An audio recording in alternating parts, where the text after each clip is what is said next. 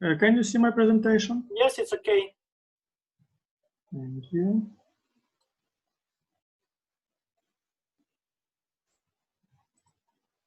And now, is it full screen? Yes. Everything's okay. Great. I am first. Yes. According to. Yes, you are okay. We will start Okay. in 20 minutes. Yes, yes. I came a little bit To try because, if everything is okay. Okay. Yes, yes.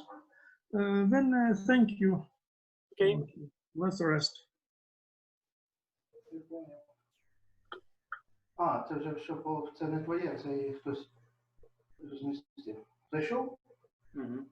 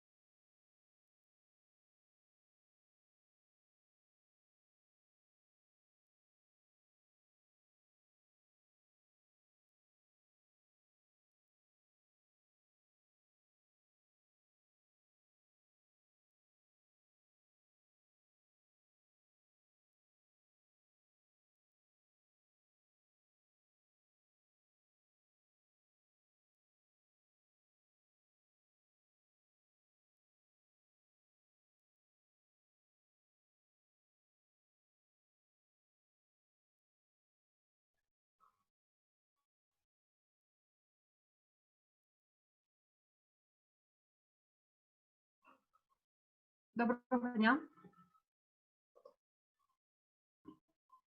Доброго дня. Добрий день. Добрий день. Початок о 2 годині, так же ж? Так. Тетяна Олександрівна, там я запитувала про можливість виступити раніше, якщо можна, щоб я встигла сьогодні ще на свої курси. Це Якщо Василь можна, Миколаївич, модератор вашої секції, з тим домовляєтеся. Я так слухач. Сергій Миколаївич, дуже приємно, да, дуже приємно. Сергій Миколаївич, тоді до вас питання. В мене мій виступ там... Так, я вас не чую, щось чомусь. Да-да, чути мене? Так, от тепер чути. В мене таке прохання. Мій виступ там запланований на 16:00, якщо я не помиляюсь. Чи буде така можливість мені виступити десь там в перших рядах, щоб десь до 3 години я звільнилася, якщо можна? Ну, давайте ви виступите. Зараз буде Олег Бісікало виступати і одразу після нього. Тобто він перший і я наступна буду, так? Так. Хорошо, добре, дякую. Кимось з наших аспірантів поміняємо, так, Сергій Миколаївич? Так. Ну, вон, Так. там. Наші може чуть-чуть і пізніше, так. Добре, дякую вам, дякую. Перепрошую, якщо вкрай потреба, то я можу пропустити вас. Це В'ячеслав Ковтун. Так, В'ячеслав, ну, якщо вам буде зручно, так, можна так зробити. Ну, звичайно, хіба ж ми не чоловіки? Дякую. Це мають хлопці починати, щоб гарно працювала. а Тоді Давайте тоді дійсно, щоб гарно ми працювали, хай перший почне мужчина, так же ж? Так, А так. тоді вже буду я. Я дуже дякую, що ви так йдете на зустріч. Дуже приємно. Але хай Ну, мужчина дякую. буде перший. Та, нема питань, як скажете. У мене теж, 8 бакалаврів цього року, то в мене пошта вже... Ви знаєте, ви знаєте, я вже завела собі резервну додаткову, тому що вже теж не витримує. Та я вас розумію, бо я вже, це ж і Viber, в мене є службовий і звичайний номер. Благо зараз ці смартфони з 2 сімками, то хоч це легко розділити, Так. бо це страхи просто. Воно ділінькає, бідне, аж підсипує. Ну, треба це витримати. Ну, мусимо витримати. Ще, здається, не так довго залишилося, мусимо витримати. Ну, на захисті на наступному тижні. Зараз ця перевірка на антиплагіат в цій системі, наш університет, пік плагіатизму. Це система. Нею вже багато хто користується і в Європі, і от в Казахстані, я знаю. Ну, в нас близьке зарубіжжя, окрім Росії, мабуть, і Білорусі, всі також в цій системі сидять. То ви знаєте, справді така система, що ворог не пройде, це факт. Ну, це добре, це добре. Ну, для бакалаврів, особливо для першого розділу, це важко. Вони бідні звикли, взяв, став, а тут так не проходить. Ой, в общем, це про наболіло.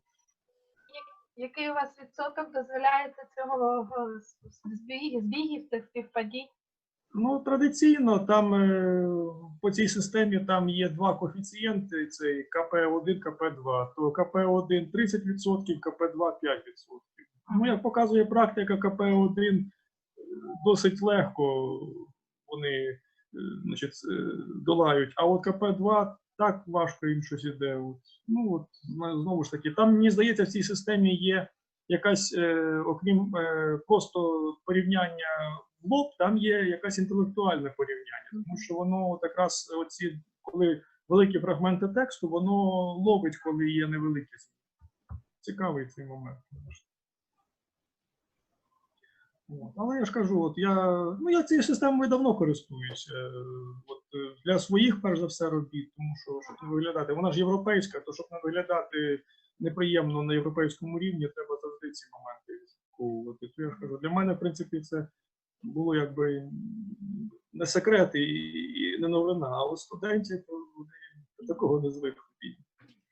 Як взагалі у вас організована ця процедура перевірки? Хтось на кафедрі є відповідальний, хто перевіряє, чи сам керівник перевіряє, як взагалі? Ні, в нас на кафедрі відповідальний, зокрема, це я якраз збираю роботи і перевіряю. Да? Ну, як показує практика, мабуть, це все ж таки теж не зовсім вірно, тому що от, це ж ітераційний процес. І зараз, я ж кажу, на мене, от, як насіли всі дружно, то я вже не знаю, куди ховатися. Я розумію, що її підводити не можна, але це трошки важкувато. Ну, я не знаю, просто у нас там виходить так, що аккаунт видається один на кафедру. Через це і, відповідно, один відповідальний. От, якщо це буде можна якось змінити, то було б, звичайно, краще.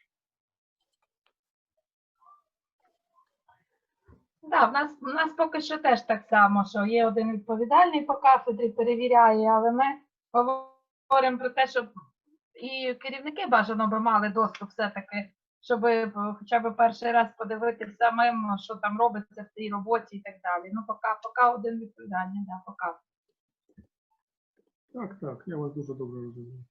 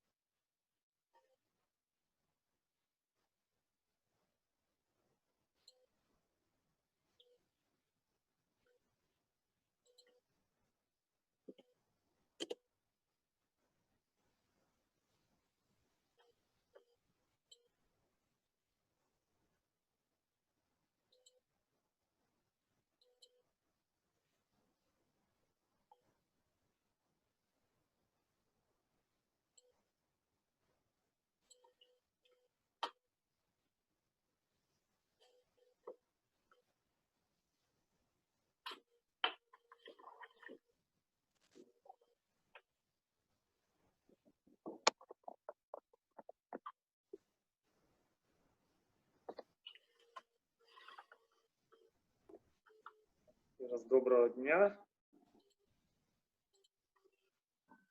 Добрий день. Добрий день. Так, добрий день.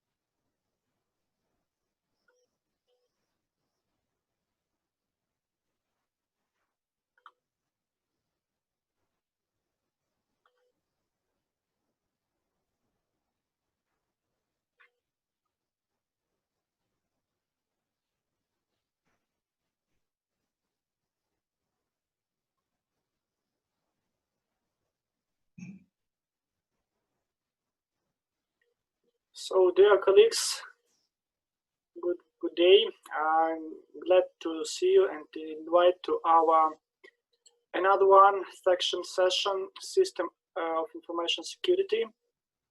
And we will start, I suppose, yes? Okay. So the first presenter is the work research of Pareto optimal schemes of control of availability of the information system for critical use. Please keep the schedule. We have 15 minutes. So you can start. Share screen, please. Thank you.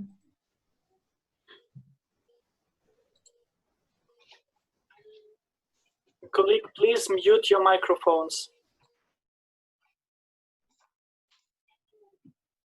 Good day, dear colleagues. I'm glad to represent to you the results of the research of Pareto optimal schemes of control of availability of the information system for critical use, made by Oleg Besikalo, Oksana Kovtun, Vyacheslav Kovtun, and Victoria Vysotska. The integration of applied mathematical models of information systems dependability attributes is simplified if the first are built in the paradigm of a single mathematical apparatus. In particular, the authors have already explored the mathematical models of confidentiality, accessibility, integrity, reliability of information systems for critical use in the paradigm of Markov process theory. If we concentrate on modeling the availability of such systems, the access process to the information resources of the latter, taking into account its architectural features and the technologies used to ensure the confidentiality, is described in the previous authors' research. But the question of the synthesis of optimal availability control schemes remained open, which lead to the thematic focus of this study.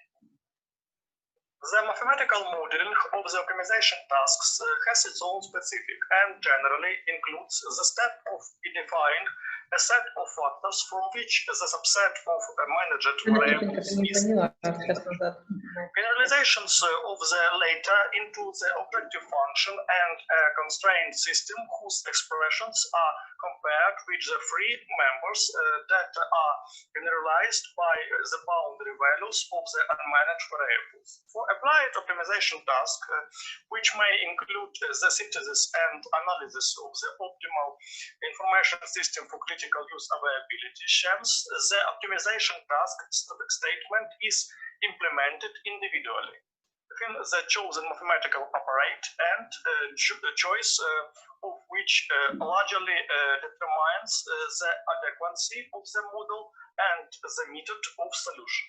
For the tasks of optimization of processes of functioning real technological information economic telecommunication network system, in particular, mathematical apparatus of Quaquin theory is used. The flexibility of the mathematical apparatus of Quaquin theory allows us to describe the information flows of Quaquin system using a powerful mathematical apparatus of the theory of Markov processes and to identify the optimal control schemes applying the appropriate methods of the theory of operation research. This arrangement allows to provide adequate mathematical distribution of large-scale real information systems. However, it should be noted that the many models of the description of applied information systems in Q's paradigm due to consideration isn't given to the simulation's management of several characteristics, which is natural for information system for critical use, in which, for example, it is necessary to combine the higher degree of confidentiality with a higher characteristic of availability. So the object of the study will be considered the process of synthesis of the target optimal schemes for controlling the availability of information system for critical use. The subject of the study will be methods of Markov theory, working theory, and operation research theory. The aim of the study is to synthesize and analyze the problem relating to optimal schemes of multi-criteria accessibility management of the information system for critical use modeled in the Q's paradigm, taking into account the architectural features of the first. Communication of multiple authorized persons, which the information environment of information system for critical use is implemented through a set of open information ports G. Technologically, person-system interaction is organized in the form of closed sessions.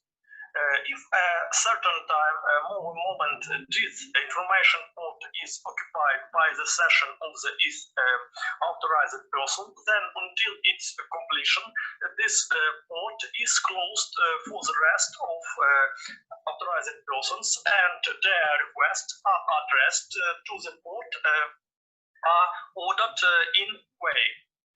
We are considered queries sent from the authorized person to the information port of information system for critical use as an independent Poisson process, which intensivity lambda is, and characterized by the probability of satisfaction of the request x, e.g. The duration of the session during which the GIS port is occupied by the authorized person will be considered by stochastic value, which exponential distribution, which indicator mu g.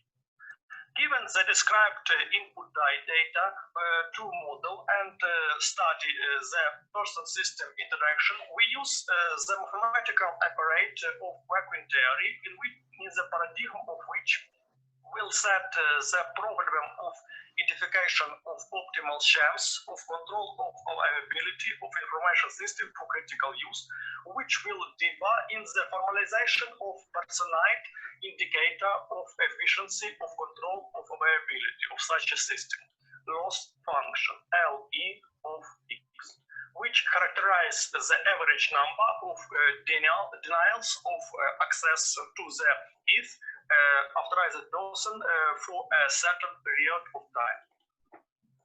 Taking into account the competitive nature of access of the information environment of the information system for critical use, we formalize the process of choosing the most optimal scheme from the set of system accessibility management schemes in the paradigm of the mathematical apparatus of game theory. We present the general objective function of the such an optimization task, which is tuple 1. We classify the optimization task generalized by the tuple 1 as a multi-coalitional game, the optimal solution of which is the equilibrium point x, which star, for which the inequality 2 holds. We formulate loss functions so that the solutions synthesized in the basis of their optimization tasks are Pareto optimal, which a look of the mathematical apparatus of working theory, we formalize the loss function LE of X by expression 3. Applying to the analyzed model of the availability of information system for critical use, which a parallel operation set of input information ports 1, the method of polynomial approximation, we decompose it into M one-line Markov use, which whose stationary probabilities per G of X are described by the expression 4. Slide 9, we generalize expressions 3 and 4 by analytically formalizing the task of finding a Pareto optimal scheme of availability of the information system for critical use with the objection function 5, where x, which star, is a Pareto optimal scheme of the control of availability of the information system for critical use, for which the following conductions are fulfilled.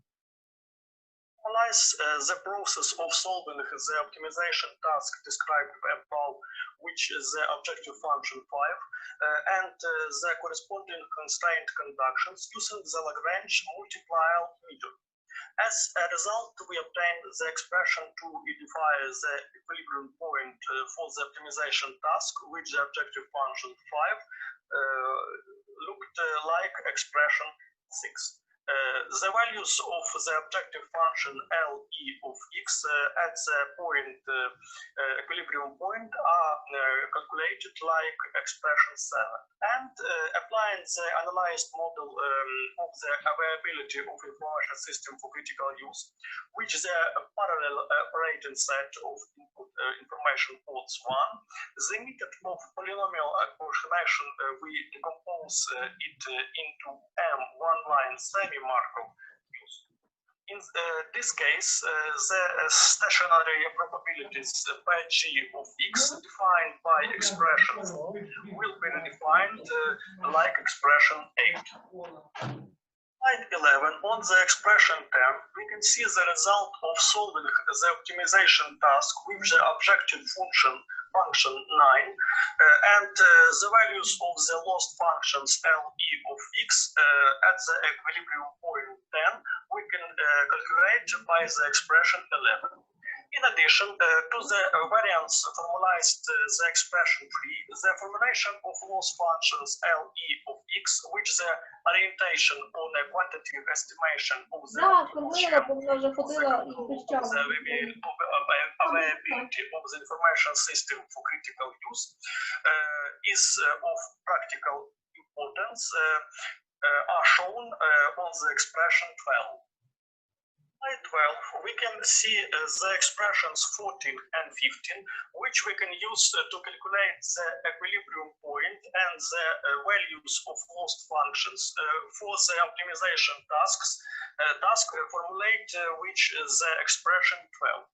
Thus, the mathematical models for the identification of the Pareto optimal shams for control of accessibility of information system for critical use, which is a parallel functioning set of input information pods described by a composition of single line Markov or semi-Markov views, are formulated. Formation of the models proposed in the research for Pareto optimal control of availability of information system for critical use was carried out on a real object, information system for critical use of the situation center of the information technology department of Vinnytsia City Council. The situation center has been operating since 2018. Its main function is to capture and store video events in the city, generalizing the incoming video stream from the more than 550 cameras. At the slide 13, we can see setup information for the modeling experiment. 14, we can see the structural sham for the organization of processes that determine the availability of the investigated information system for critical use. Use the synthesized mathematical apparatus to characterize the availability of the investigated information system for critical use by a two-dimensional random process X, which is realized in continuous time and can be in discrete states defined by the set X. In this case, the functions L1 and L2, we describe the total number of incoming requests received by the information system for critical use and at the time moment t more than 0 waiting for satisfaction in the queries Q and Q2 respectively. We classify the formalized random processes xt as a Markov process over the state space X and visualized by the state diagram. The synthesized mathematical apparatus to analytically formalize such a characteristic of the investigated information system for critical use shown on the slide 16. At 17, we can see the dependence of the probability of rejection of new incoming requests on the intensivity of their RSA. Studies have shown that with the increasing Q1 capacity, the probability of rejection of new incoming requests is significantly reduced. However, increasing the capacity of Q2 contributes to the positive dynamics of the probability of rejection of received priority requests by increases the probability of rejection of new incoming requests. 18, 19, and 20, we can see the results of experiments of the dependence of the probability that the incoming requests received by the investigated information system for critical use will be allocated into the queue of the values of the parameters rho and c.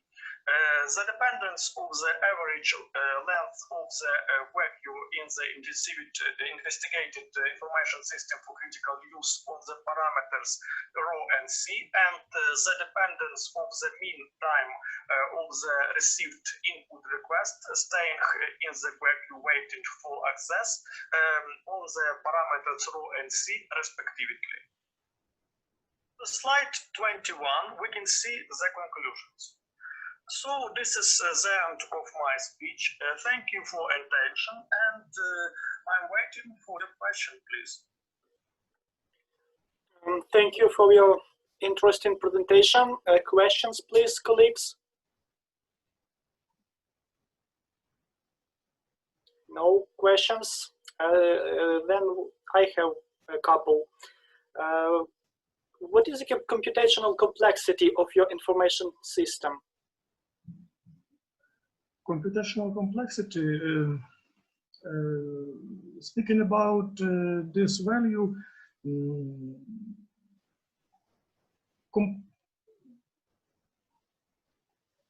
I think the main in this case is what do we mean about computational complexity, because this is a complex feature.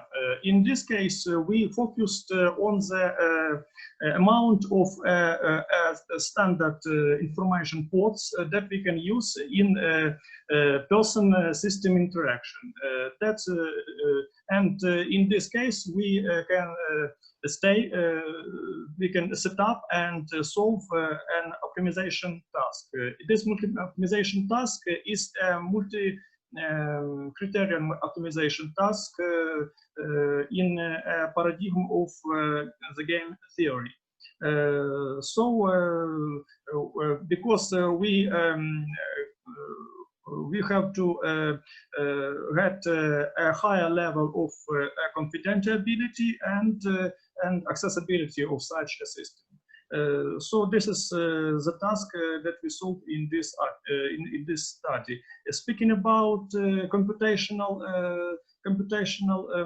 power, this is we have another research in single mathematical apparatus where we can set up such a task on the base of virtual machine,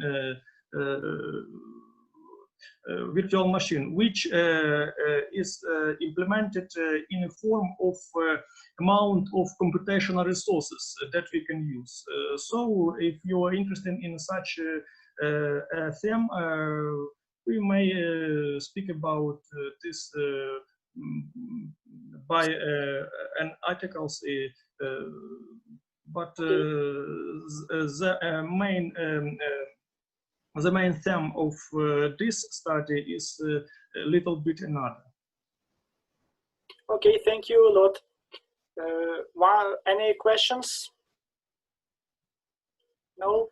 Let's thanks our reporter.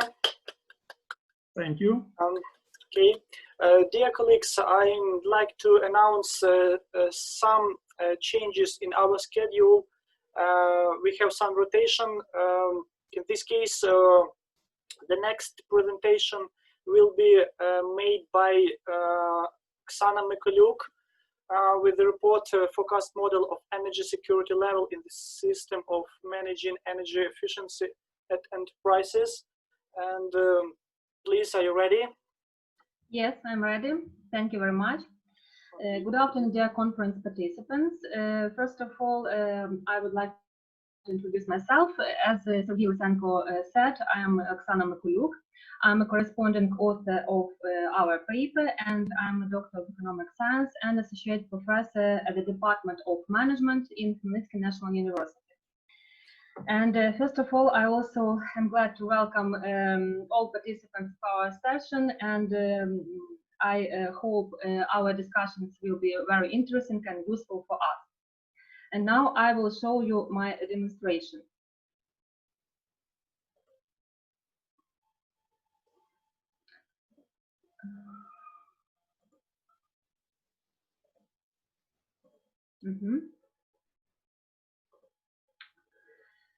The title of our paper is Forecast Model of Energy Security Level in the System of Managing Energy Efficient at Enterprises. And first of all, I would like to tell that the paper emphasized the importance of managing an energy efficient development of enterprises by designing a forecast model of energy security level in the system of enterprises management. And the paper aims to forecast likely scenarios for changing energy security, identify major priorities, and discover new ways to ensure energy efficiency at enterprises. And also we use different methods, such as the paper employs the following research methods. Sensing and analysis, theoretical generalization, classification, and also logical generalization. We use these all methods in order to improve our research. And what are the results of our paper? The results are weight coefficients of energy security components based on scenarios have been formed, and also algorithm for forecasting energy security level at enterprises based on scenarios has been built, and forecast trends in the changes of energy security level have been determined.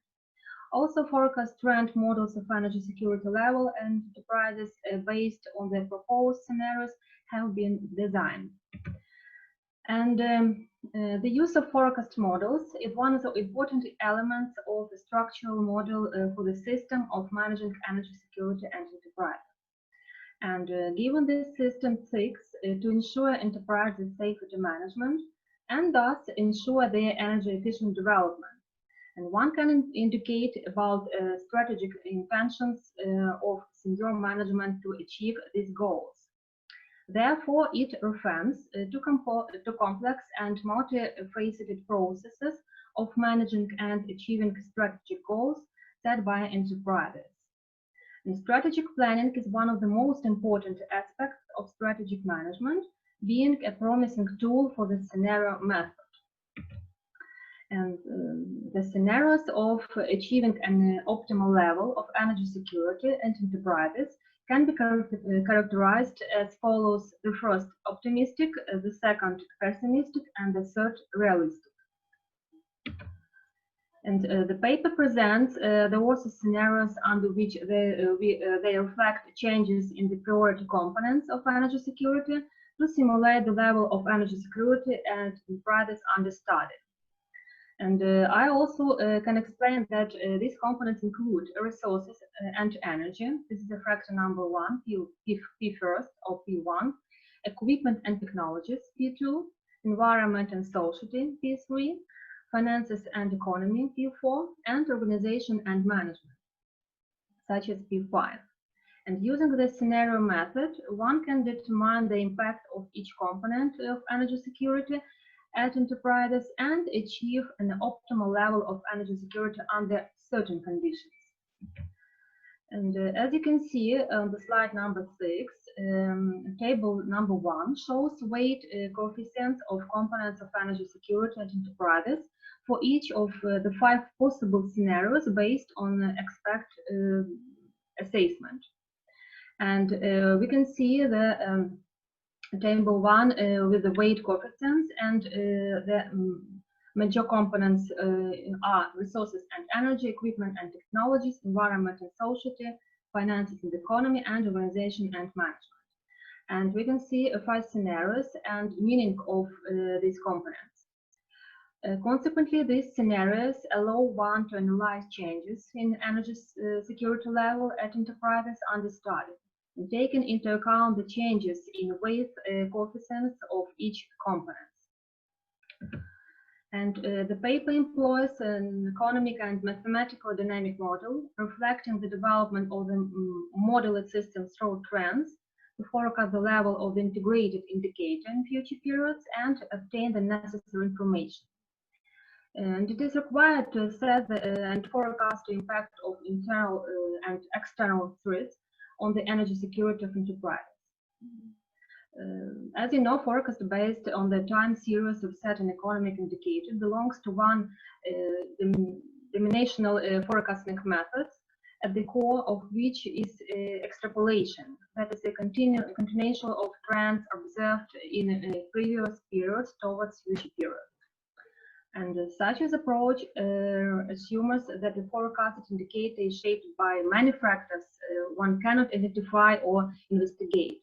And under these conditions, the dynamics of changes in this indicator is associated not with the factors, but the passage of time, and manifested in the creation of one-dimensional time series.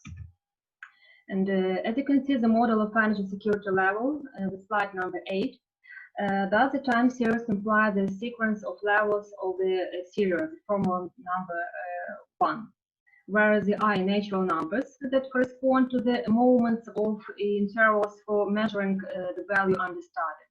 And the second component is levels of the series. And measurements are made at regular intervals. And such a method of forecasting can be presented through the following mathematical model, such as from number 2, where the first component is the value of indicator being forecast at the certain moment of time t, and the second component the value of I factor at a certain moment of time t, which affects y. And the third component are memory lengths of the series used during forecasting. And in order to continue the model of energy security level, slide number 9, time series models in which the dynamics of the mean value of the series are described by analytical dependence on time only are called trend models. The trend model implies the analytical function of the form below, the form the function number 3, where t the time set in certain units or maybe years. And the second component is a vector of parameters under which the model most accurately describes the depends of the series on time t and ensures minor fluctuations in actual and moderate levels at the form first. And it must be acknowledged that the function, as you can see, can be not only a traditional analytical polynomial, but also a harmonic complex neural network. And on the 10th slide, you can see the figure number 1, an algorithm for forecasting energy security level enterprises under study based on scenarios. And the input data for forecasting the level of energy security enterprises are calculated actual values of the level of this indicator under proposed scenarios of 10 machine building enterprises. And here is an algorithm, as I said before. And what about the experiments?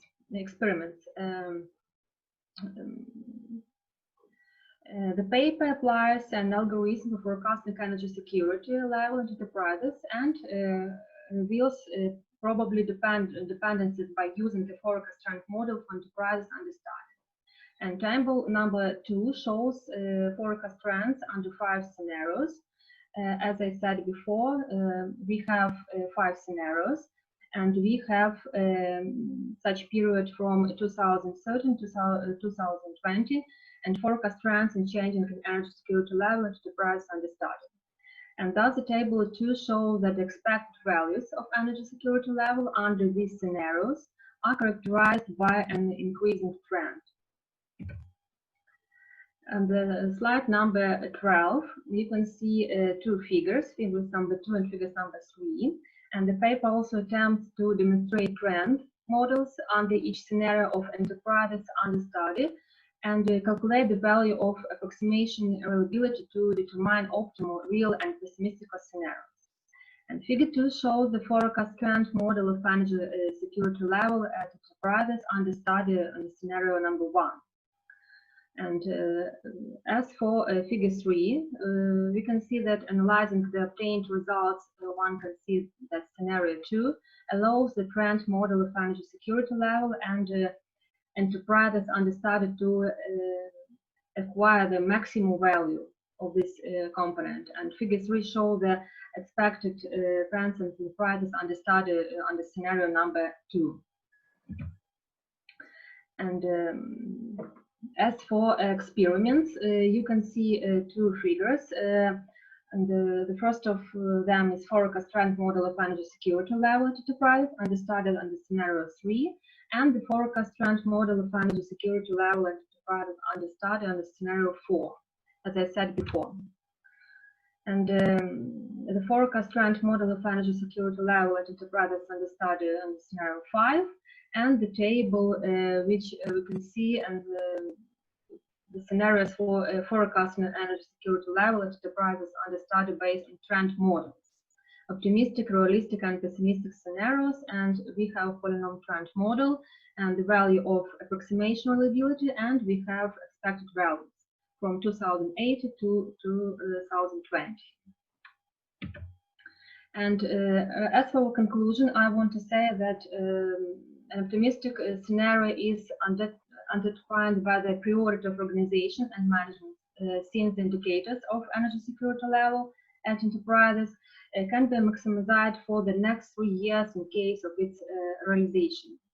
And under scenario 5, enterprises can reach the energy security from one level to other, and a realistic scenario depends on the presence of priority P1 and can help to reach the energy security from one level to other.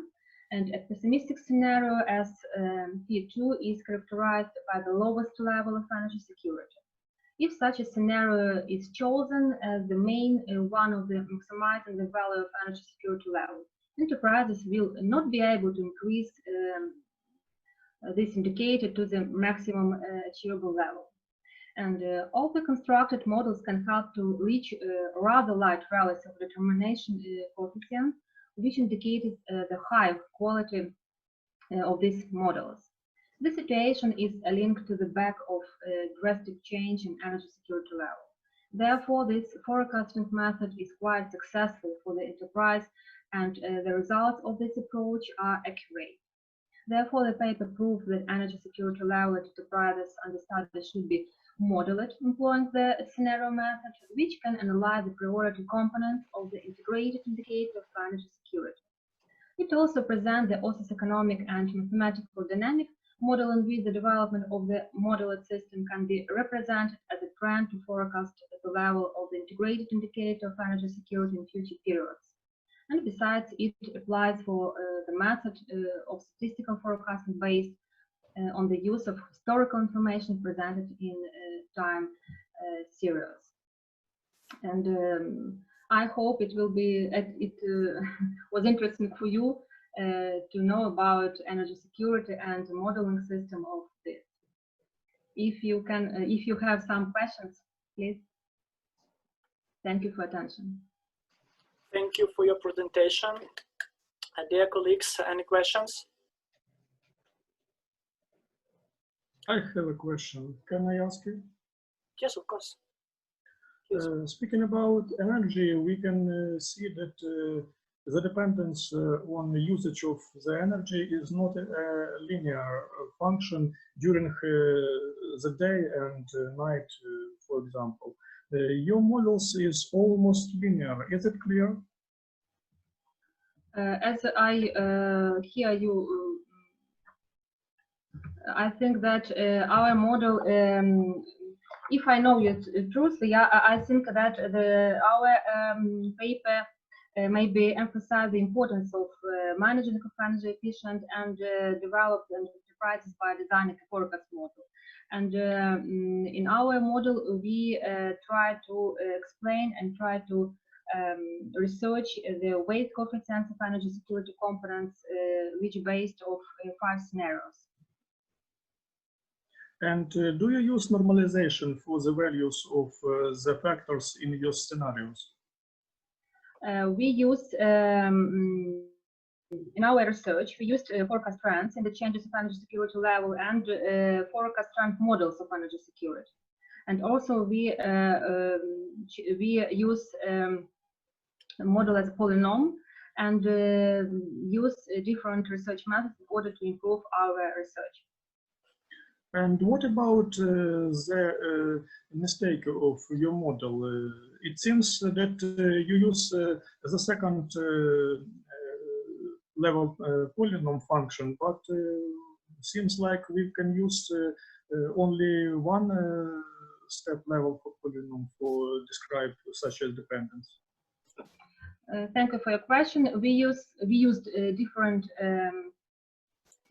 models, but in our research we decided to stop on this model.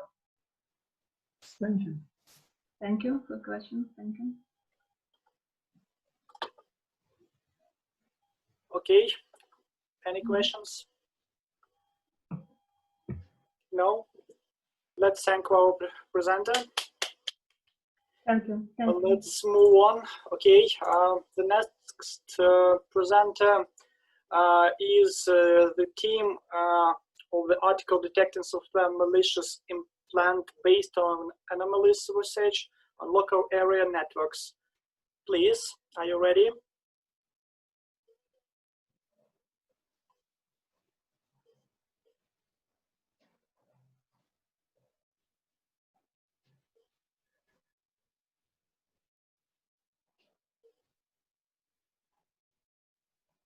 Andrei, please.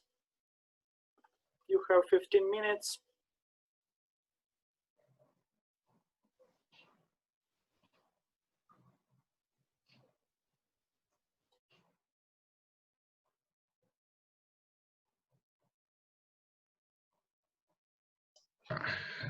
Do you hear me? Hello.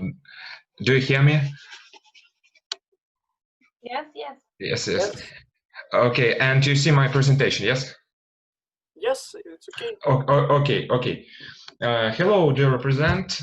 I'm going to present you a report on the topic detection software malicious implant based on anomalies research on local area networks. The report is presented by Andrei Nichiporuk, Associate Professor of Computer Engineering and System Programming Department.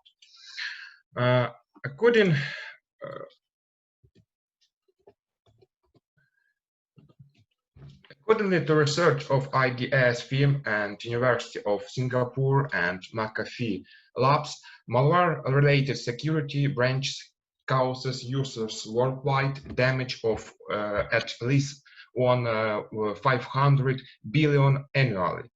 Moreover, the number of malicious software is growing every year. There are many ways to gain entry into the local computer network of business for the purpose of unauthorized access to information in them. One way for attackers to access enterprises' information resource is to use undocumented capabilities in the software that allows an unauthorized access to the system resource. We will consider the software implants that use undocumented software features on the local computer network of enterprises as an object of our research.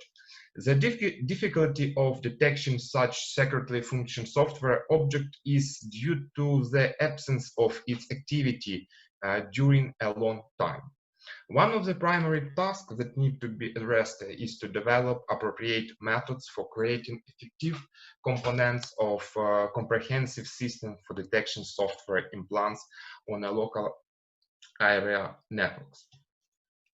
We detect software implants that used undocumented software feature by manifestation which are based on file analysis and network activity.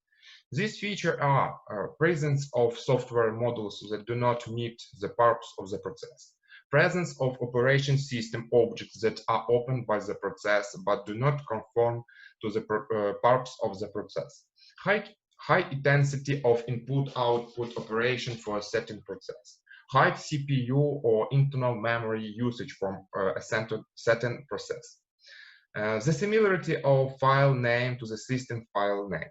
The operation system process executable file is not in the common directory. The system process is run on behalf of the local user. Code enforcement in the date area, which is enabled for all process, is disabled for the certain process. The system process has a directory other than what it must be for the processes. The absence of digital signature in the executable. High network activity of the process, which must run locally. And ends. To detect software implants that use undocumented software feature, it is need to detect anomalies in a particular computer system based on searching of deviation from the mean value of the behavioral profile. To determine the software profile in the computer system, we use the system called monitors. First, let's form a AP call sequence for each of the processes over a long time and build a software profile in the computer system. The input for the study is the observation matrix is presented as a formula 1. Where n in this formula is the number of features observed on the objects, s is the number of objects, and x with index I, k, the number of manifestation of k feature in each object during the observation period.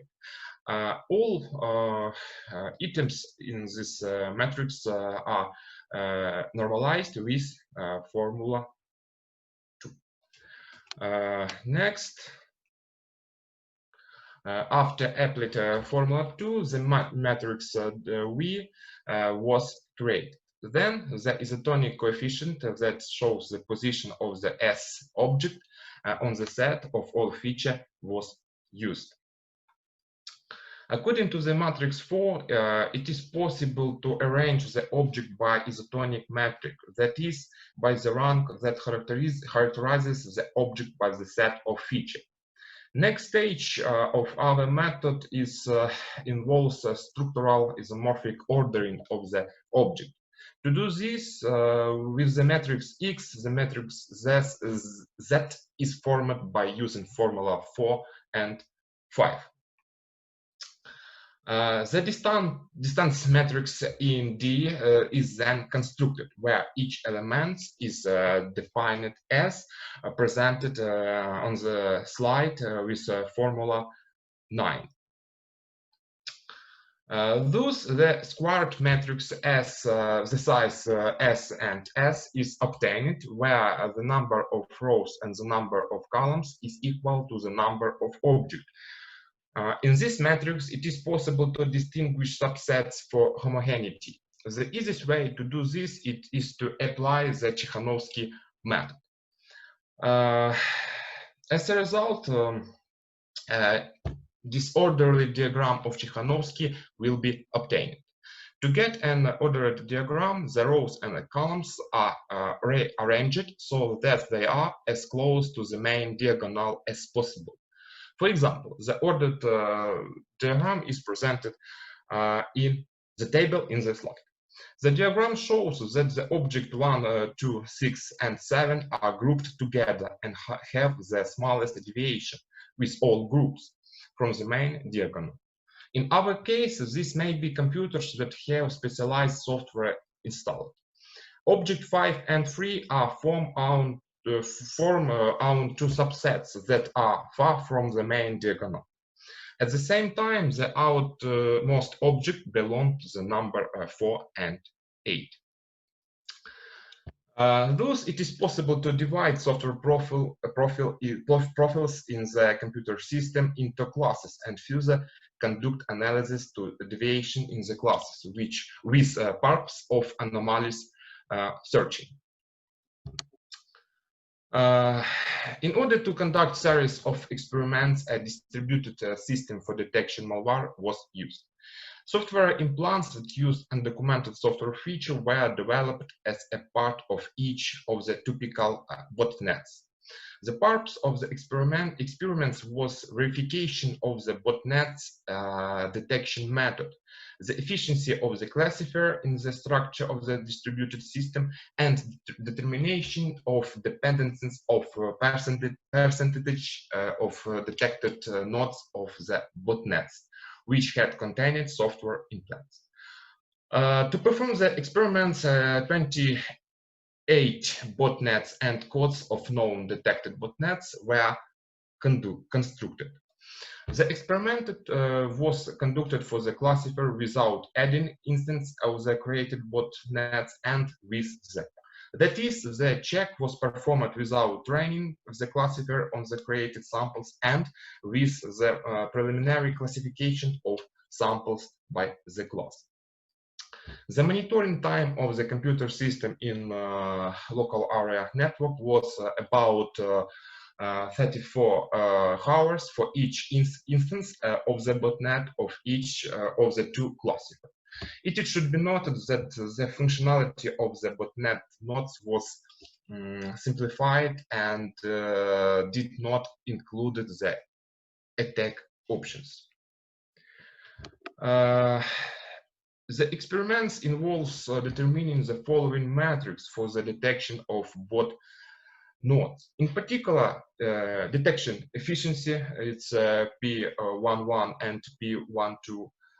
Type 1 errors, it's matrix P41 and P42. And type 3 errors. In this slide, these matrices are named P51 and P52. All designed matrices are presented on the slide. As a result of the experiment, correctly clusterized 66% of the test samples for the classifier without the entered vectors of artificially generated botnets, and 88% for the classifier to which the vectors were previously added by performing its training.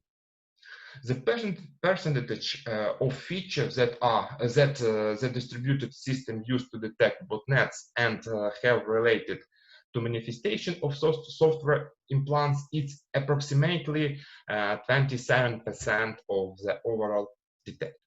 The intensity of manifestation of software implants is significantly lower than the typical manifestation of botnets. Those software implants that use undocumented software feature within botnets can be detected by distributed system. My report is finished. Thank you for your attention. Maybe you have some question. Thank you, Andrei. Thank you for your report. Colleagues, questions? Okay, I have a couple. Andrei, can you name several the most maybe dangerous software with implants which are inspired you to make new detections techniques? Name some malicious software which includes these software malicious implants. Okay, thank you. I understand you, especially there are many malicious software. So when we create our data set that tested our botnets, I didn't remember exactly all samples that include in our data set. But one malicious I remember, it's botnet Mirai.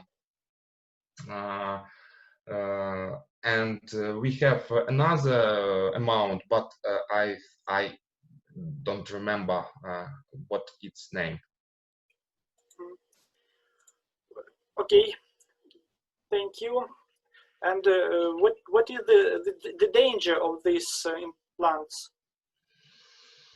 The most danger of its implants is that they sleep by the long amount of time. This is a logic bomb. So when say the date it's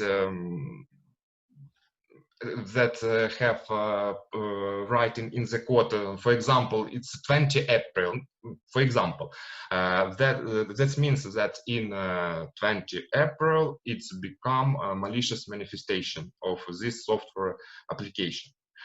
From the other time of life cycle of this malicious software, it's sleep. So we did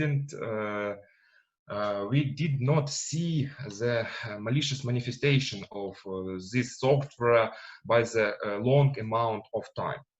I see. Okay, thank you. Let us Thank you for our reporter. Thank you. Okay, the next report is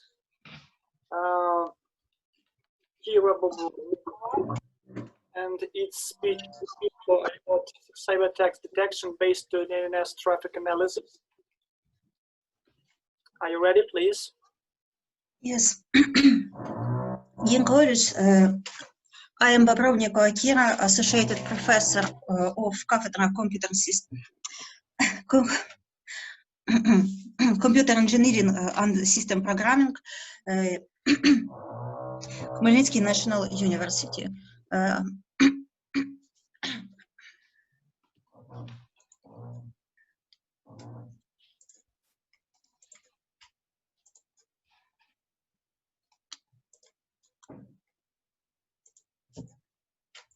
I'm pleased to present our topic, Technique for IoT Cyber Attacks Detection based on DNS Traffic Analysis. Every year, new types of devices are used in the Internet of Things market: home automation, smart cities, medicine, agriculture. The device's firmware is being developed without taking into account the latest cybersecurity requirements, and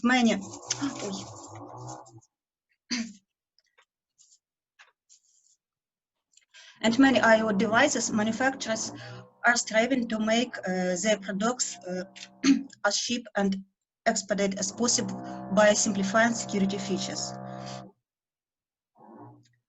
Despite the small computing power of individual IoT device, their sheer number combined into a single malicious bot-managed network, poor security, or even lack thereof a permanent internet connection make them a conventional tool for organizing powerful cyber attacks.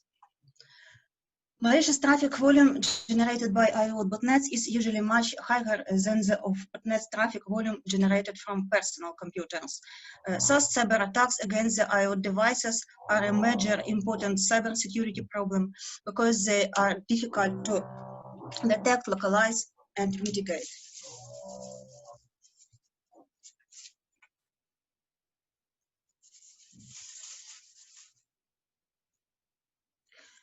There are many approaches to detect cyber attacks on the Internet of Things. The most promising are the approaches based on machine learning. Nevertheless, these approaches have common drawbacks. They don't take into account a set of techniques that may be used by IoT botnets to perform the cyber attacks, such as ciphering of IP mapping, domain flags, fast flags, and DNS tunneling. In addition, techniques demonstrate a low IoT botnet detection efficiency and have a higher false positive rate. DNS is really used to establish links between IoT botnet bots and their command and control centers attackers. It makes it possible to control the botnets anonymously and flexibly. Various complex techniques are used to avoid the CNC server tracking through DNS, cycling of IP mapping, domain flux, fast flux, and DNS tunneling. In order to solve this problem, a new technique for IoT cyber attacks detection based on DNS traffic analysis was proposed. It is based on the detection of the IoT botnets communication with CNC over DNS protocol and consists of steps: gathering of the incoming DNS traffic of the IoT networks, domain names white and black list checking, DNS traffic features extraction that may indicate the malicious botnet activity in the IoT network, feature vectors analysis, localization, and blocking of the infected IoT devices. The IoT botnet process, the IoT botnet detection process based on the DNS traffic analysis can be presented in such way and take into account such component as botnet architecture type, set of network sensor, sorry, set of evasion technique of IoT botnets based on DNS,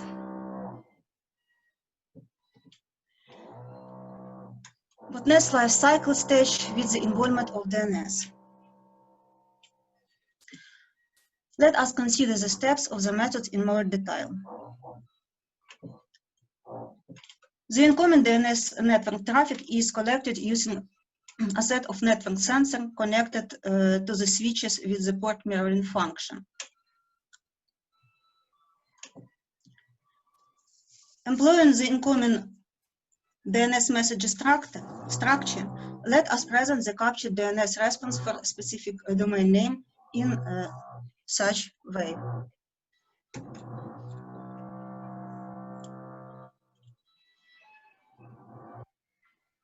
In order to detect DNS requests to known domain names of IoT botnets and to reject legitimate DNS requests, the IoT device requested domain name are compared with white and black domain name list.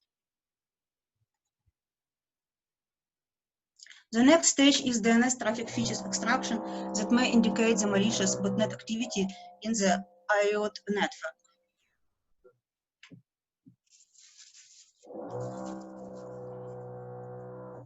At this stage, the inbound DNS messages are to be analyzed and the features that may indicate the malicious IoT botnet activity are to be extracted. Let us define the set of features that indicate the usage cycling of IP mapping technique by IoT botnet. Set of features that indicate the use of domain flux evasion technique. Set of features that indicate the usage fast flux technique. And the set of features of DNS tunneling. Also, we define a set of features that can obtain by the usage of the active DNS program. From these features extracted from the incoming DNS traffic, feature vectors are generated for each domain name requested by the network IoT device.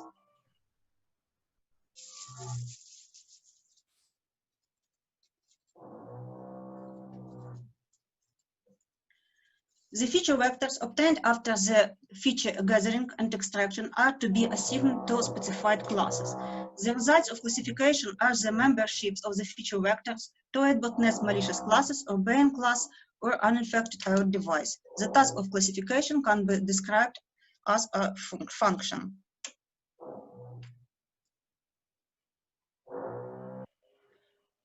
Localization and blocking of IoT devices infected with botnets is performed based on the log files analysis that contain list of domain names requested by IoT device of the network and MAC addresses of this device.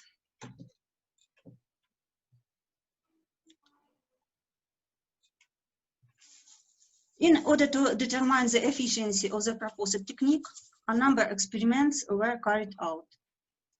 As a classification algorithm, semi-supervised fuzzy Siemens clustering, support vector matching, artificial immune system classification algorithm were used. For the purpose of training the classifier, 16,804 samples of the labeled DNS data of the real modern normal traffic, unsynthetic contemporary IoT.NET attack traffic of two dataset were used. Both IoT dataset and the UNSV NB15 dataset. In order to compare the efficiency of the classification algorithm, the set test templates of IoT malware infections and IoT BAM traffic from IoT 23 dataset were employed. The test data contains 32,415 samples of IoT DNS traffic. 15,611 DNS samples of them were the samples of DNS traffic flows of different versions IoT.NETs, in particular such as Mirai, Tori, IoT Trojan, Conjira, Hero, HedgeMe, and others. As the test data contains 16,804 samples of uninfected IoT devices. Test result of experiments, true positives and false positives are presented in the table. The experimental results show that usage of the SVM demonstrated better results than the other two methods. The efficiency of the methods involving SVM is in the range of 96.06 to 98.01%, with the false positives in the range of 0.015 to 0.31%. Involving of AIs demonstrated effectiveness in the range of 93.8 to 95.9%, with the false positives in the range of 0.01 to 0.48%. And the worst results were shown by involving semi-supervised fuzzy Siemens clustering in the range of 89 to 95.2%, with false positives in the range of 0.19 to 0.56. So the new technique for IoT cyber attack detection based on DNS traffic analysis is present. The method allows detecting IoT.NET cyber attacks. The method has a heuristic and proactive nature. It is based on the gathering of the set of features that may indicate the IoT cyber attacks response. The mechanism of attack detection system is based on the cyber attack features gathering from network and feature vector construction. As the classification algorithm, semi-supervised fuzzy Siemens clustering, SVM, and AIS classification algorithm were employed. The proposed method has demonstrated the ability to detect and know IoT cyber attacks with high efficiency in the range of 96.06 to 98.01%, with the false positives in the range of 0.015 to 0.31%. The further work may be devoted to the development of the techniques that involve a machine learning algorithm and not IoT attacks features analysis. Thank you.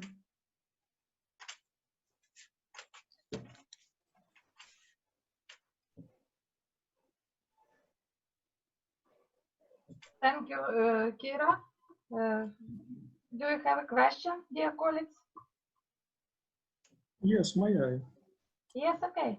Welcome. Tell me, please, why do you choose such a classifier for a task?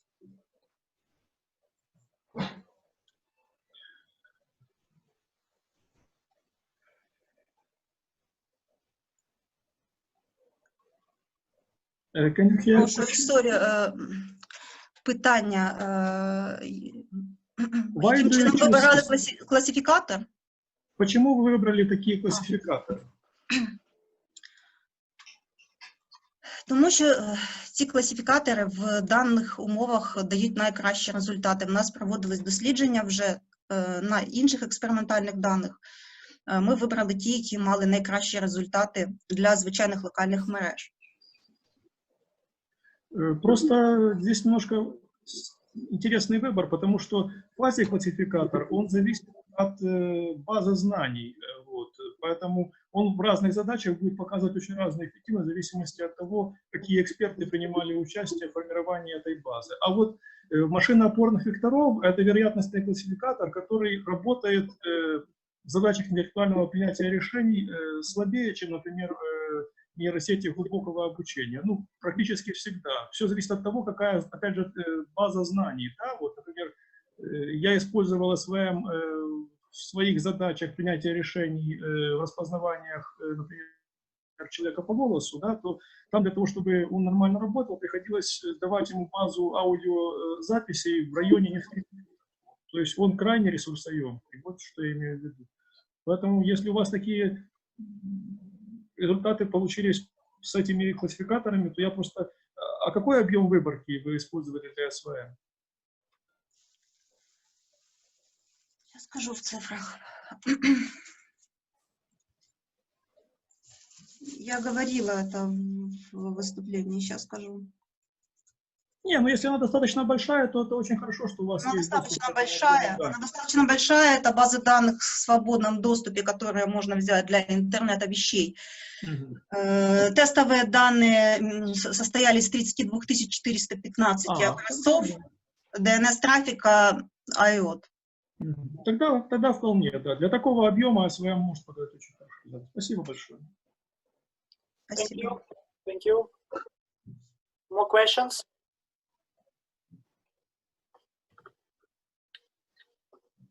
No questions? Okay, thank you. The next presenter will be McConnell with the report providing the resilience and survivability of specialized information technology across corporate computer networks.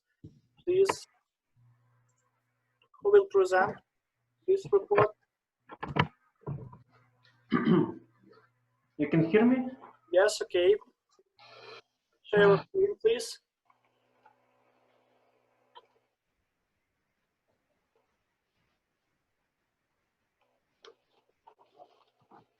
Hello, dear present. I am going to present you the report on the topic providing the resilience and survivability of specialized information technology across corporate computer networks. This report is presented by Steve McCullough for information technology IT that provides the livelihood of institution or enterprise that is specialized in, for example, areas such as financial and economic activities. The issue of survivability and resilience are more important, especially as their quantitative parameters increase their function, zoning, increase of users, servers, volumes of database, and level complexity. Let's introduce specialized in IT incorporate computer networks with many components. For each component SI, we will apply a feature that will include all performance criteria for enterprise computer networks that need to be used for IT development in future. In particular, such criteria will include the criteria for fault tolerance and survivability. Given that overall the task of maximization performance depends on specific criteria that might be related to each other and affect each other accordingly. While improving one's performance may impair the other. Therefore, choosing the best solution is a difficult multi-criteria task. The general statement of the task of finding the best performance for specialized IT in corporate computer network is formulated as follows. In addition, some of the IT components may be functionally repetitive, depending on the task and deployment on corporate computer networks. So we detail the task of finding the best performance for specialized IT on enterprise computer network. Let us introduce a function that will determine the maximum value of creation of X. The value of efficient creation is given by the expression on taking into account the weight factors. Consider the maximization criteria for failure and survivability in information technology configurations that are built on client-server architecture with their provision across all systems from user client side to mission-critical server time. The main direction for increasing the survivability and resilience of IT are make redundancy in configuration of hardware and software, supporting infrastructure, redundancy of information resource programs. In doing so, IT must meet the following basic requirements. The system must be built so that it does not have a component resource, the failure of which will lead to a complete failure of entire system. The main feature of fault tolerance is the transparency of failure of each individual component for end user. As can be seen from Formula 7, for IT which an automatic fault tolerance system, it will approach the maximum zero to response speed. In practice, when implementing them, a number of important factors must be taken into account. Financial cost of implementing an automatic system to ensure survivability and fault tolerance, system complexity. Let us analyze the factors that negatively affect the client IT response. This is necessary in order to assess and develop, educate, countermeasure the scheme of influence of negative factors on the failure of client side of specialized IT is shown in Figure 1. As can be seen from the proposed model, the negative factors affect the response of the client side of the IT are divided into external and internal. Among of the external factors, the greatest threat are power outage and natural phenomena that can be lead to fail of computer components and computer networks. Another important factor is error in the system software code. To this and all calculation procedures that may be critical to the function of error designed to comply with a certain time of template construction algorithm for its implementation. The essence of the algorithm is shown in Figure 2. In structure, the algorithm for performing a non-trial procedure is divided into two interacting blocks. The first block implements the function of the IT procedure, and in the second, the error handler. Before executing the current fragment of the algorithm information about hypothetical possible error, the client workspace instant code, function code, tag number, time, X is entered the fatal error register. The following possible development in the future are presented on the slide. Another important factor, the negative effect, the security is overload of client computer hardware platform with the task which can dramatically worsen the time parameters of the task performed by the client part of IT, or even make it impossible to work due to depletion of technical resources.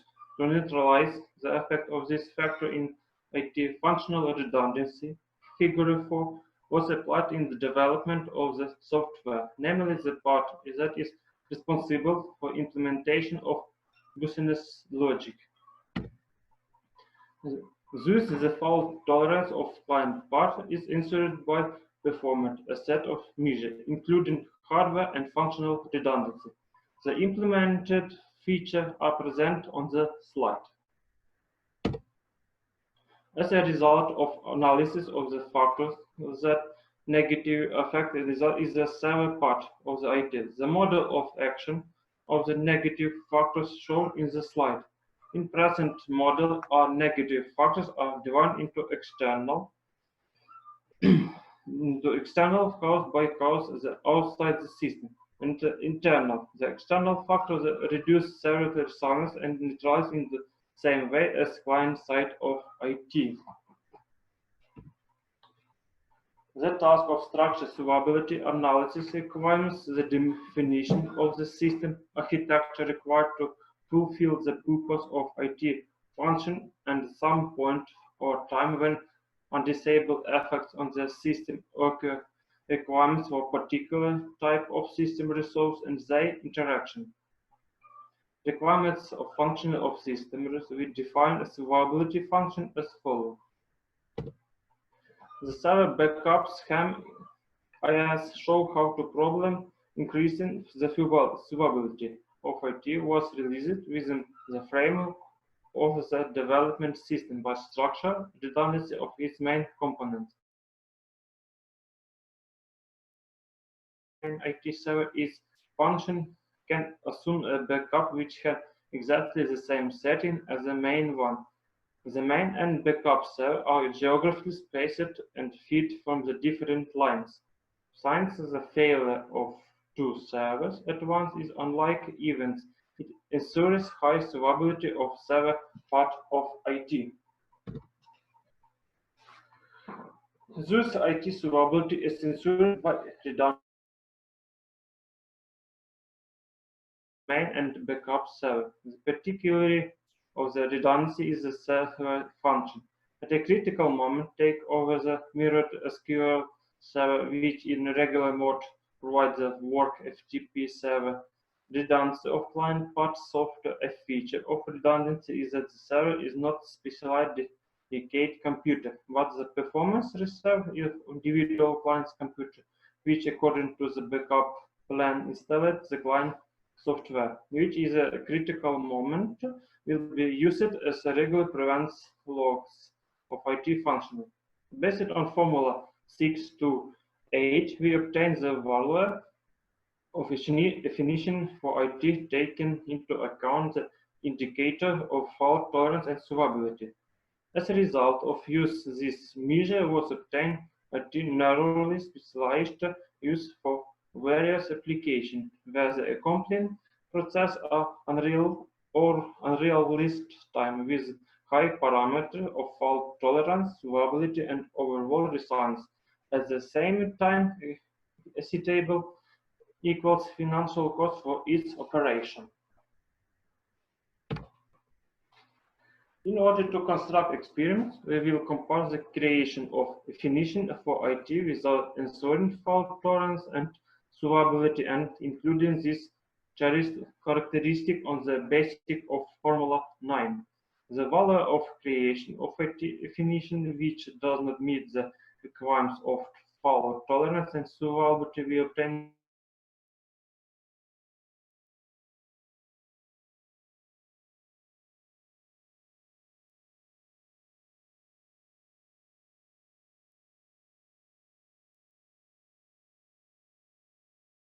the value of the obtained value is order of magnitude higher than the value of creation for IT, which provides fault tolerance and survivability. How to consider the second option? Then the KA function as IT equals 1. In this case,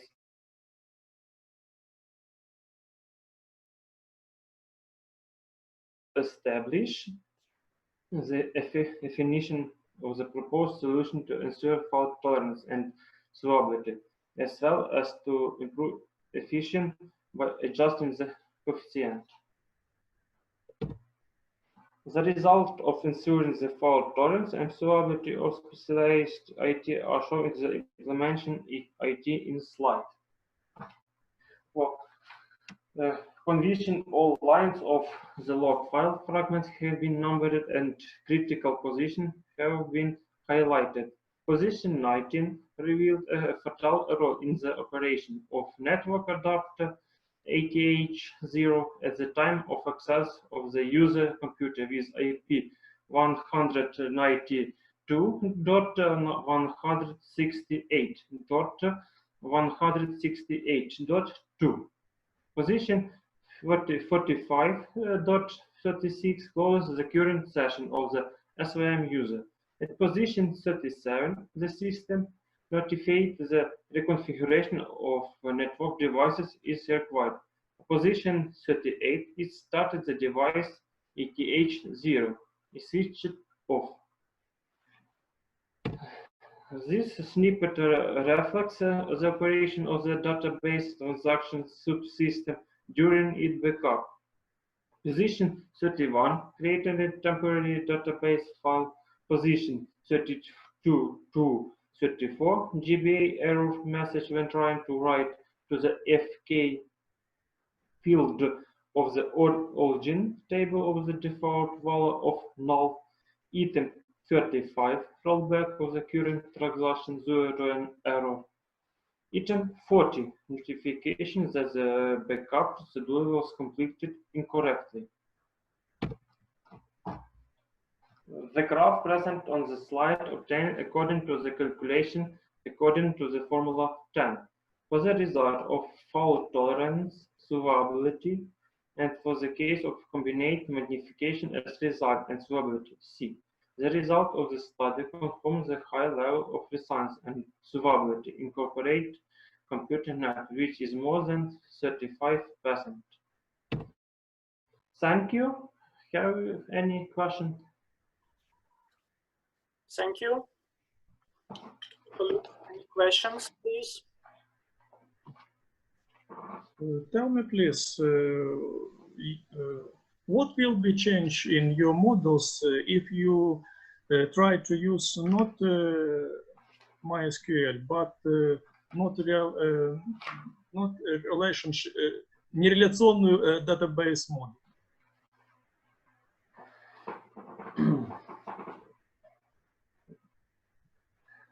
The backup procedure for GBA utility on February 40 performed at data L the left of rollback of the transaction. Critical positions are highlighted. Thank you. Thank you. Any questions, please? No, okay. Then we're going on. So our session is end. We will meet after coffee break at 4 p.m. Okay, so we have about 40 minutes for the rest. See you. Okay. Thank you. Bye.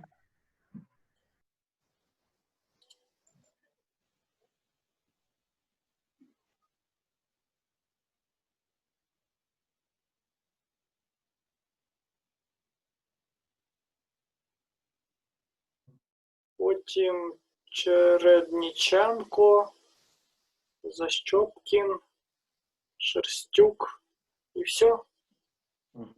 Добре, дякую. Це на годину, так? Ну, так, десь так, да. Може, навіть швидше буде. Добре, дякую.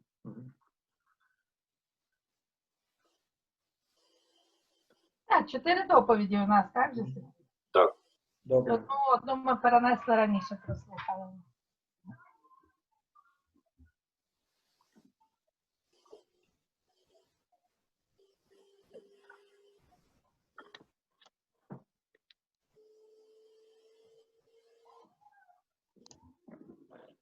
Я ще заодно запитаю, а 14 на котру годину це плануємо?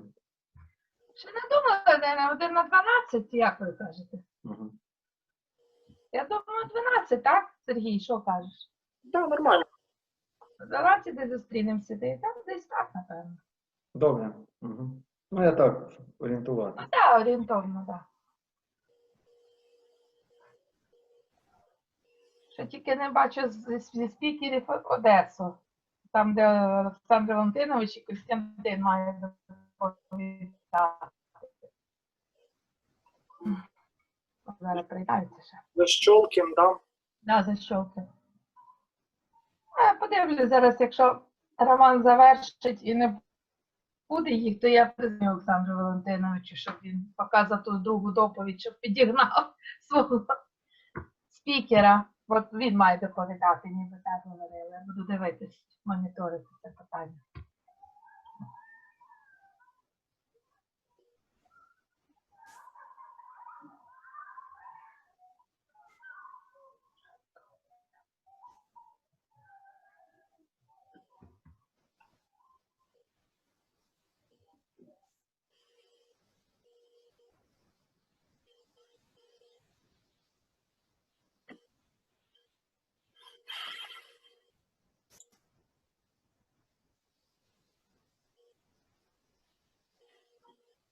Ніколи не думав, що завантаження на YouTube така трохи модна справа.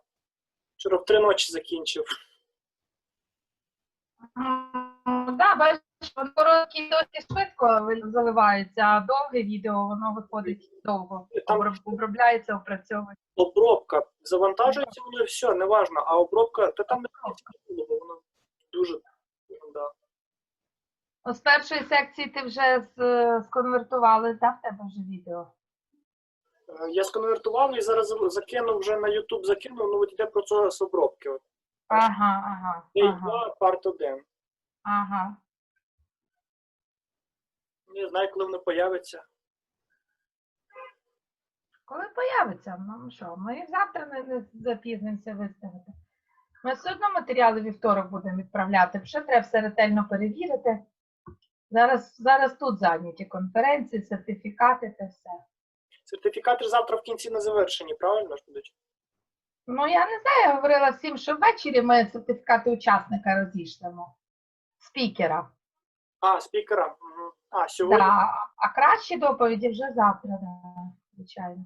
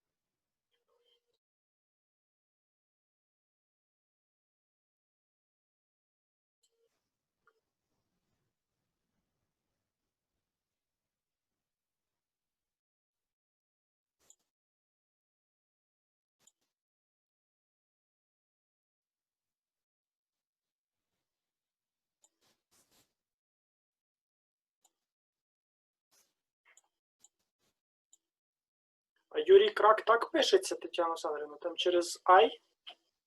Юрій. Вас не чути? Я ж тобі кидала все на Ні, пошту.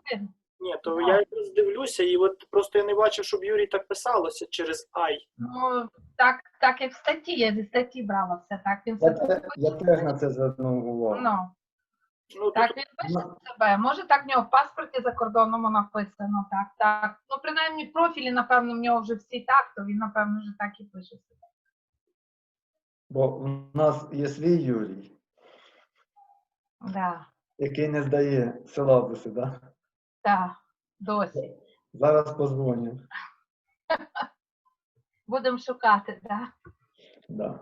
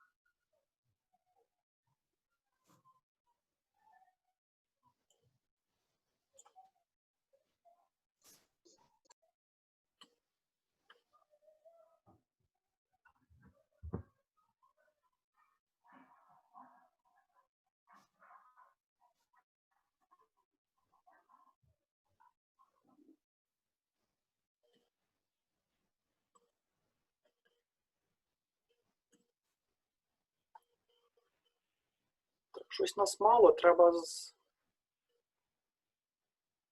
Гначук, де Єлизавета Геннадівна? Знаю, десь побігла вже. Кисіль, телефонуйте. Кіра Юріна, зателефонуйте, Кисіль. Андрій Олександрович, зателефонуйте. Ну, бо воно Єлизаветі Геннадій. Так, всі були на попередньому цьому, це вже зараз десь під вечір розбігли. Не витримали цілого дня. Чаюють. Так, більше каву не допили, так.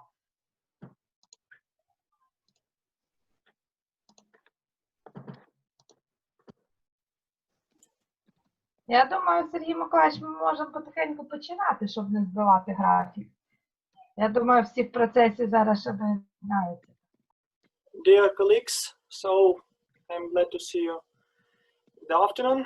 Let us continue the session, System of Information Security, and the first speaker is Roman Belfer. Please, are you ready? Good. Can you hear me well?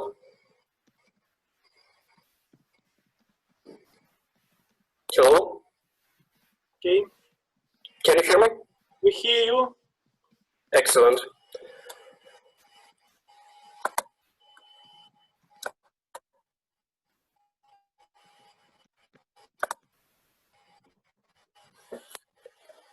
Can you see my screen now? One second.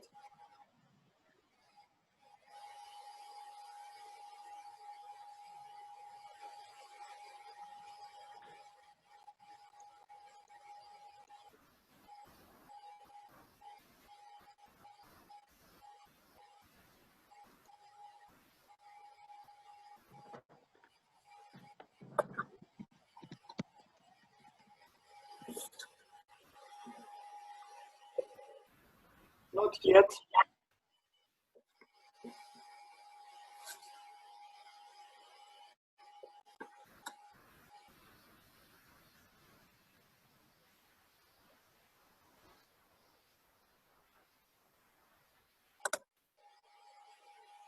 What about now?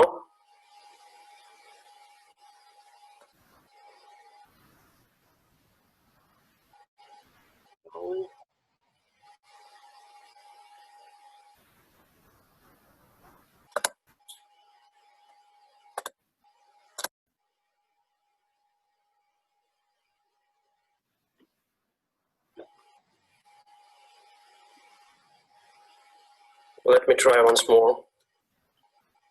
Please try.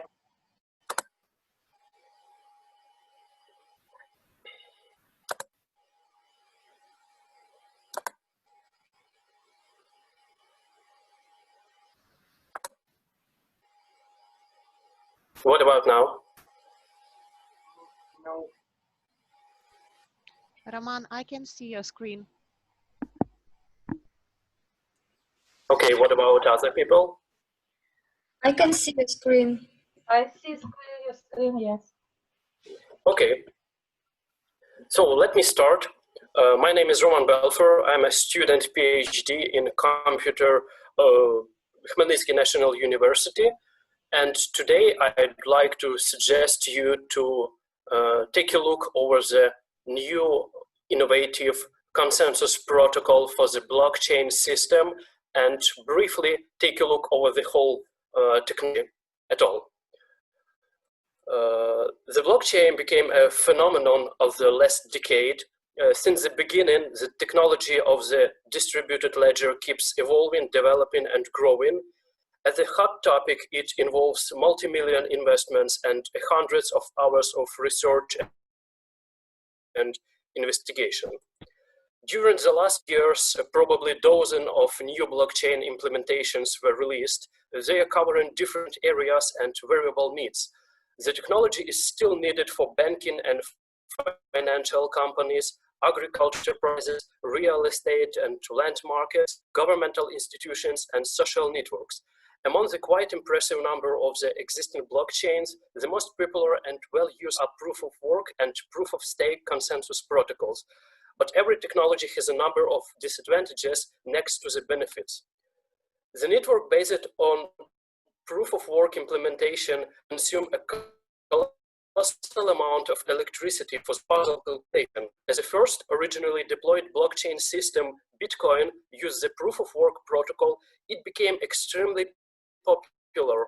The blockchain network launched next to the same one before the alternative protocols have been developed. As a result, the total amount of consumed electricity equivalent to the billions of dollars annually.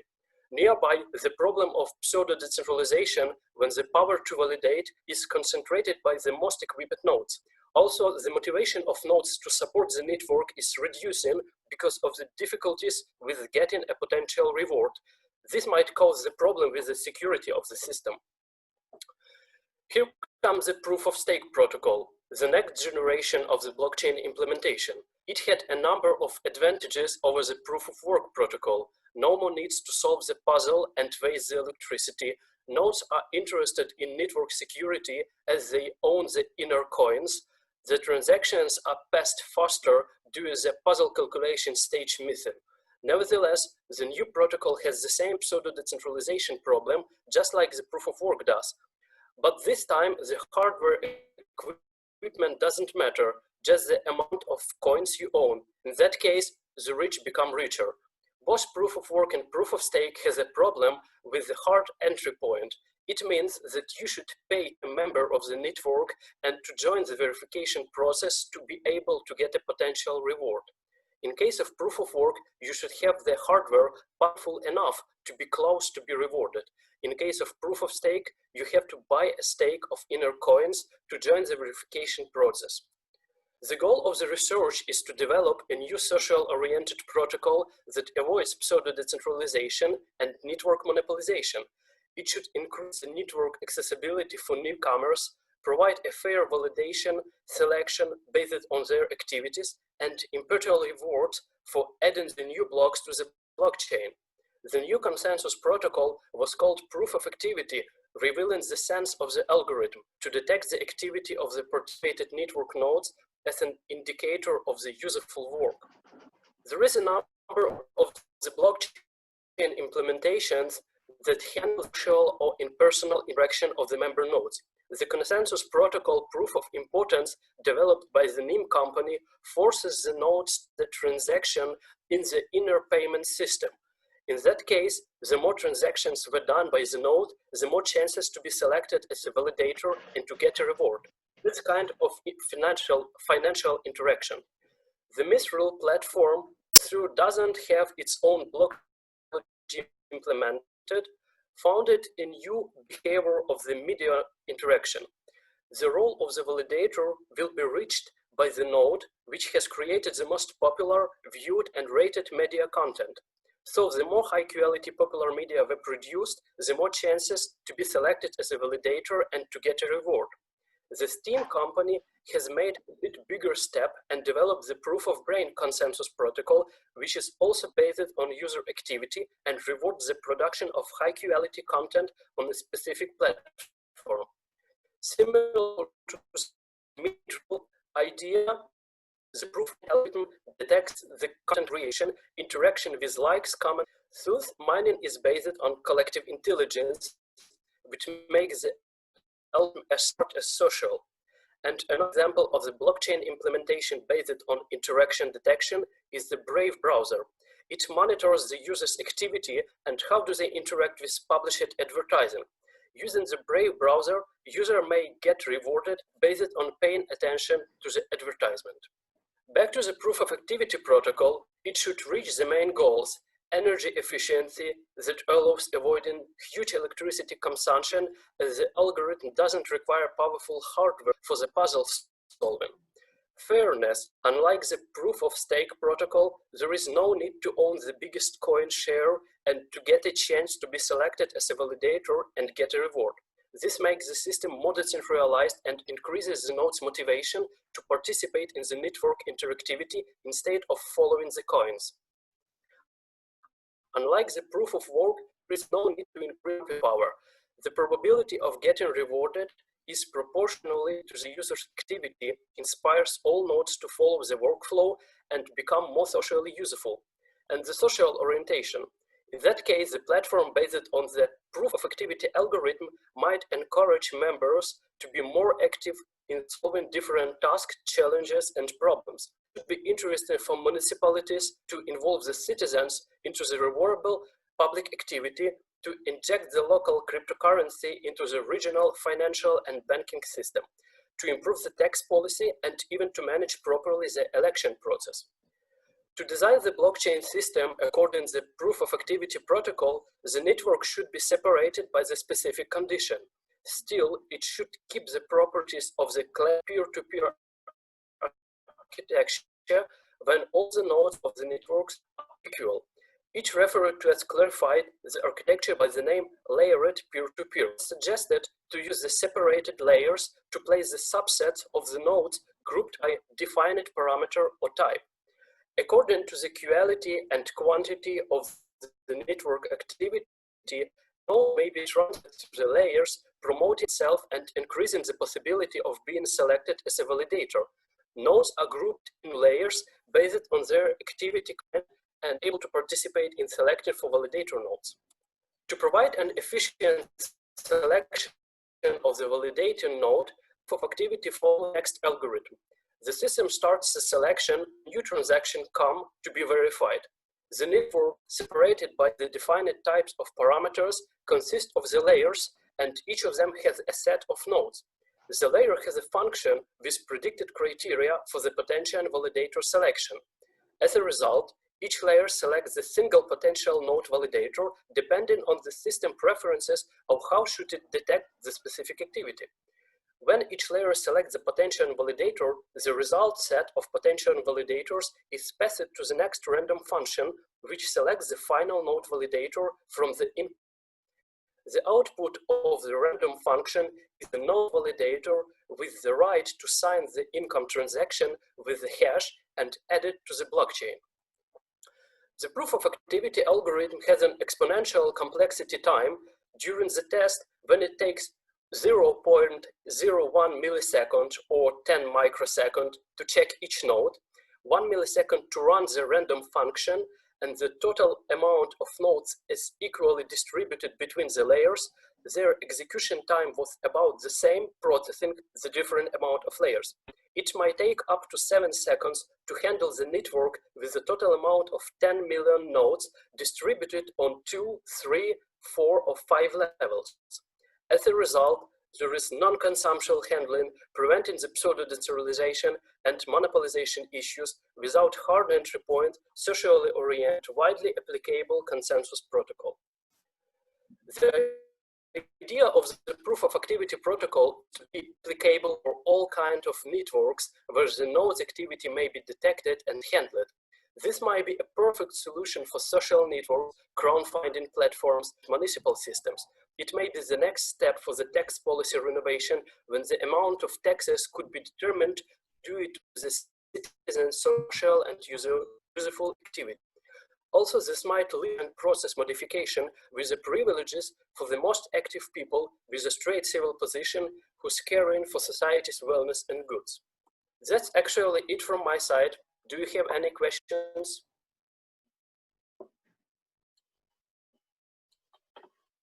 Thank you for your presentation. Colleagues, do you have any questions?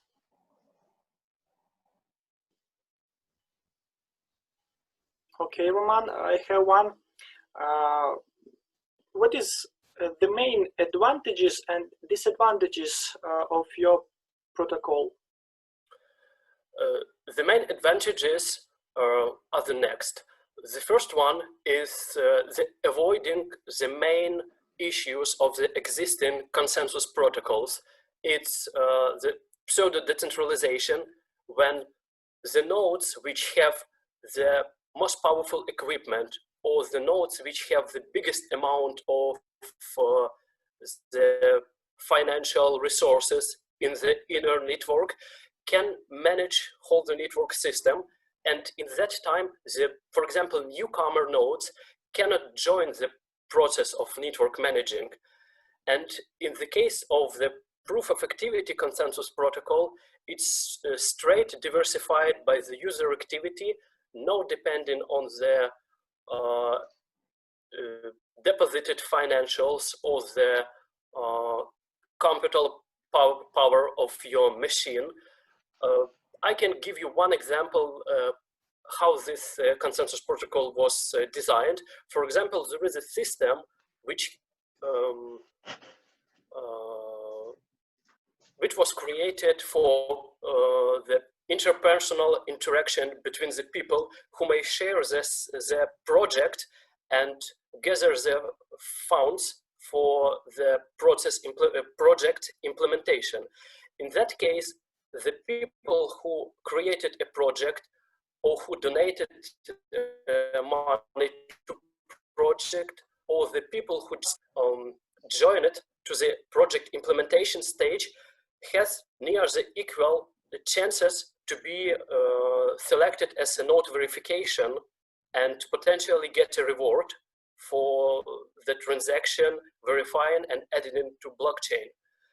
The disadvantage is that this consensus protocol might be the most effective for the big networks with a million of users when the selection between the types of the nodes can be followed the straight way. Probably the disadvantage I can describe so fast. Okay, and one more question. What is the further direction of your research, future work? The future work can be separated by different stages. The first stage is creating the mathematical model of how should the functions for each node type should interact to select the potential node.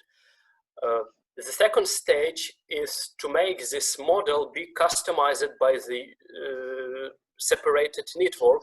For example, the social network where people share the content should have the different workflow that, for example, crowdfunding platform, when the most valuable are the projects and the people who donate money for that. And the third stage is trying to implement this technology to the existing platform, which is currently in developing mode. Okay, thank you, Roman. Thank you. Any more questions, please? We don't hear you.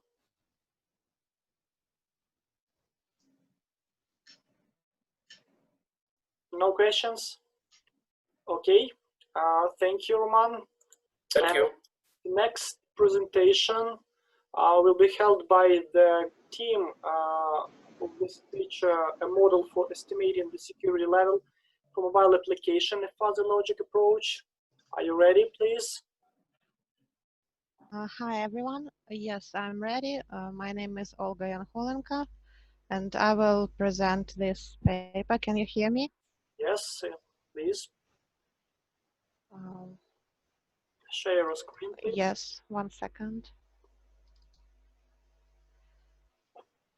Can you see my screen? No. Yes, yes, yes. Yes, we can see. Okay. Colleagues, I my apologizes because I do not see the presentation, but another colleagues see it. I don't know what to do because I'm recording the video and I don't know, will it be presented in video? So maybe I stop the conference and renew it.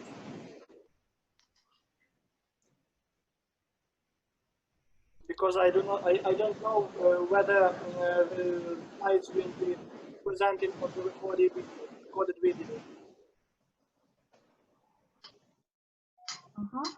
Є кнопка запису. Так, так, я включила вже, так. Okay. So, you can start your Okay. presentation. Thank you. Thank you. So let me start. I would like to represent our research, which is devoted to the development of a model for estimating the security level of mobile applications with the help of a fuzzy logic approach. Our team represents two universities in Kharkiv, National Technical University Kharkiv Polytechnic Institute and National Kharkiv University of Radio Electronics. So we are going to discuss the issues of mobile application security assessment and to propose a new approach to defining important mobile security characteristics, introduce a fuzzy model for mobile security estimation, and our experiment deals with evaluation of 8 mobile apps. The number of available applications for mobile platforms reached over 2 million on Apple App Store and on Google Play Store, and the exponential growth of portable applications and a large number of existing vulnerabilities made them enthralling for a wide variety of potential attackers. Most of the applications can be hacked. This is related to both paid and free applications on any platform, like on iOS or on Android. That's why currently the well-known IT companies such as Hewlett-Packard, Gartner, OWASP, McAfee, and Purdue publish numerous reports on mobile application security. Experts working in this area focus their attention on the problem of various mobile application security issues, such as using DevOps and cloud systems, active use of third-party software, access to business data through code injection attacks, and low security of Wi-Fi and local networks. So the topic of mobile app security is broadly discussed by both industrial and scientific community. And the goal of the given research is to develop a new approach which would help security analysts to estimate the overall mobile application security level. And this can be reached via 3 major steps. The first one is defining most important vulnerabilities, which presence significantly impacts the overall application security. By applying the analytical hierarchy process to metrics constructed from expert analysis published by OWASP project organization. Secondly, constructing a fuzzy logic model for estimation of the security level. And finally, creating a software testing tool which implements the aforementioned algorithm and analysis of the received results. Vulnerability analysis includes 3 broad classes of security testing methods: static methods, dynamic methods, and forensic methods. Static methods presumes source code analysis. Dynamic methods deals with network communication monitoring and analysis of running applications. And forensic methods are related to application artifacts analysis, such as databases, log files, cookies, and so on. The review of reports and articles allowed us to state that particular solutions of the mobile security problem have already been proposed. We have made an analysis of existing software for mobile security testing, and the considered solutions are mainly focused on separate threat detection and analysis.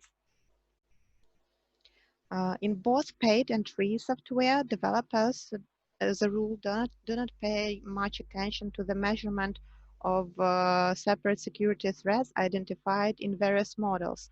Moreover, the problem of comprehensive assessment of the overall security level based on the estimates of definite threats is not completely implemented in any of the software solutions that have been analyzed. That's why, in order to fill this gap, the given research considers the basic security detection principles and commonly known threats formulated by OWASP project in their list of top mobile security risks.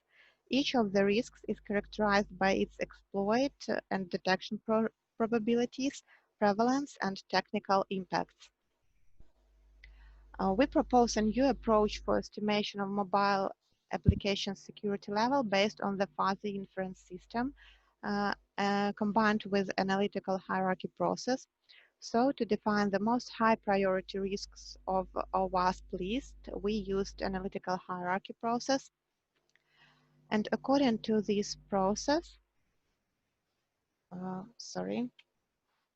according to this process, the original problem is presented in the form of a hierarchy with the goal on its top, criteria on its layers, and alternatives as the lowest level of the hierarchy. In the suggested hierarchy, the target is defined by the priority of security criteria, and alternatives represent the security risks defined by the OWASP list. So we asked experts to conduct pairwise comparison of the alternatives and criteria. And here we can see the result of applying analytic hierarchy process, which allowed us to define 4 most high priority security risks, which are insecure data storage, that occurs when mobile application stores critical or confidential customer information without encryption technique, then insufficient cryptography, which happens when developers use compromised or outdated encryption algorithms, insecure communication that affects data commonly exchanged in a client-server fashion, and improper platform usage that leads to misuse of mobile operating system security controls. The problem of defining security level of mobile applications cannot be properly described using Boolean logic. In our case, more accurate assessments could be made by presenting the results mapped on a spectrum derived after reasoning from inexact or partial knowledge. Hence, we used fuzzy logic. For the implementation of the proposed model for estimation of the security of mobile applications, MMDANI type fuzzy inference system was used. And we introduced 4 input variables, which define the number of security issues per corresponding category. And the output fuzzy variable security level is used to describe the overall mobile application security level. We constructed the membership functions of all these variables, and here we can see the fragment of fuzzy rules that are operating on the introduced set of variables. As a result, the model receives input variables, so the number of security threads in the chosen mobile application, and after performing fuzzy logic calculation, it displays an output as an overall security level of the mobile application. We made experiments with several open source applications available on GitHub and applied our models to assess their security level. These results were obtained using the software based on the developed model. The number of security issues per each category and corresponding overall security level are presented in this table. And according to the obtained estimates, a security analyst can make further decisions about the overall mobile application security and the necessity of any additional actions. So in this research, we suggested a model for estimating the security level of mobile applications, and the software system has been developed that implements suggested models. We conducted several experiments on a set of open source mobile applications, and this model allows narrowing the range of potential vulnerabilities, which presence should be checked by the analyst in particular mobile application.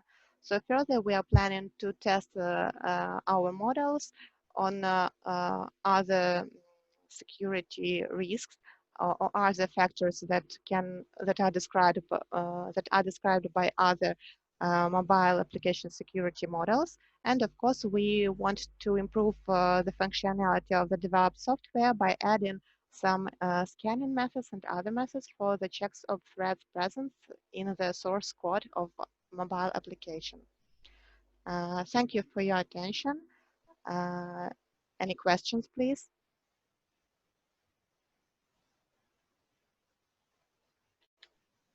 Thank you. Thank you for your presentation. Colleagues, do you have any questions?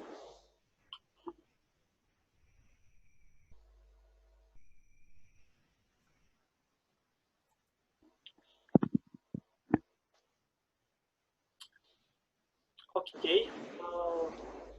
I have one question, please. Olha, Yes. why did you use the fuzzy logic approach? What was the reason of using such operator? So our motivation was the following: after we could collect the data and define the priority of security risks from our WASP list, we realized that the logic of how a person defines whether the mobile application is secure or not can't be described with some precise or definite or in some precise way. So often people, when estimate the level of security of software, they operate with these fuzzy variables like middle, average, high, low, and so on. And for this purpose, from our point of view, the methods of fuzzy logic and fuzzy logic variables and membership functions were the best choice. Okay, thank you. Any other questions? No? Then we move on. Okay. Are the Odessa team here?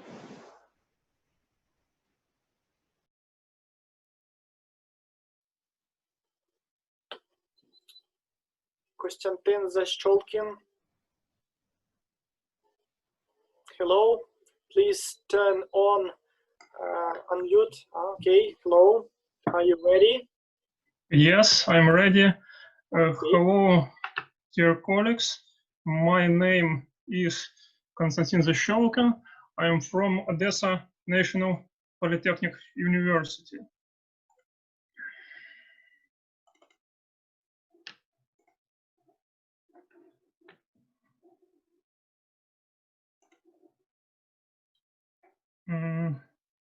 Can you see my screen? Yes, yes. Okay. Okay. Okay.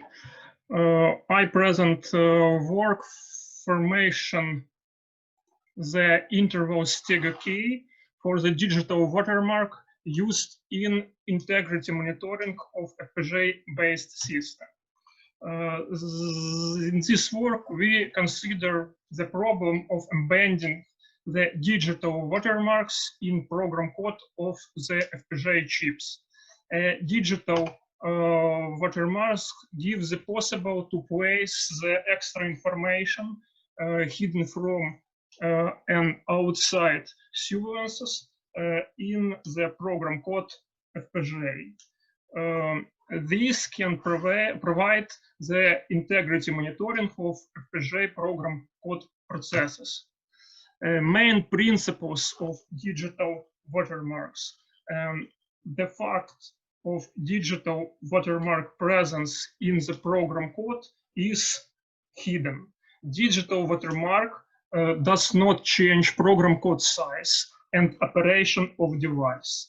And digital watermark can be read from program code if someone has a stego key. Stego key is a set of access rules to elements of digital watermark.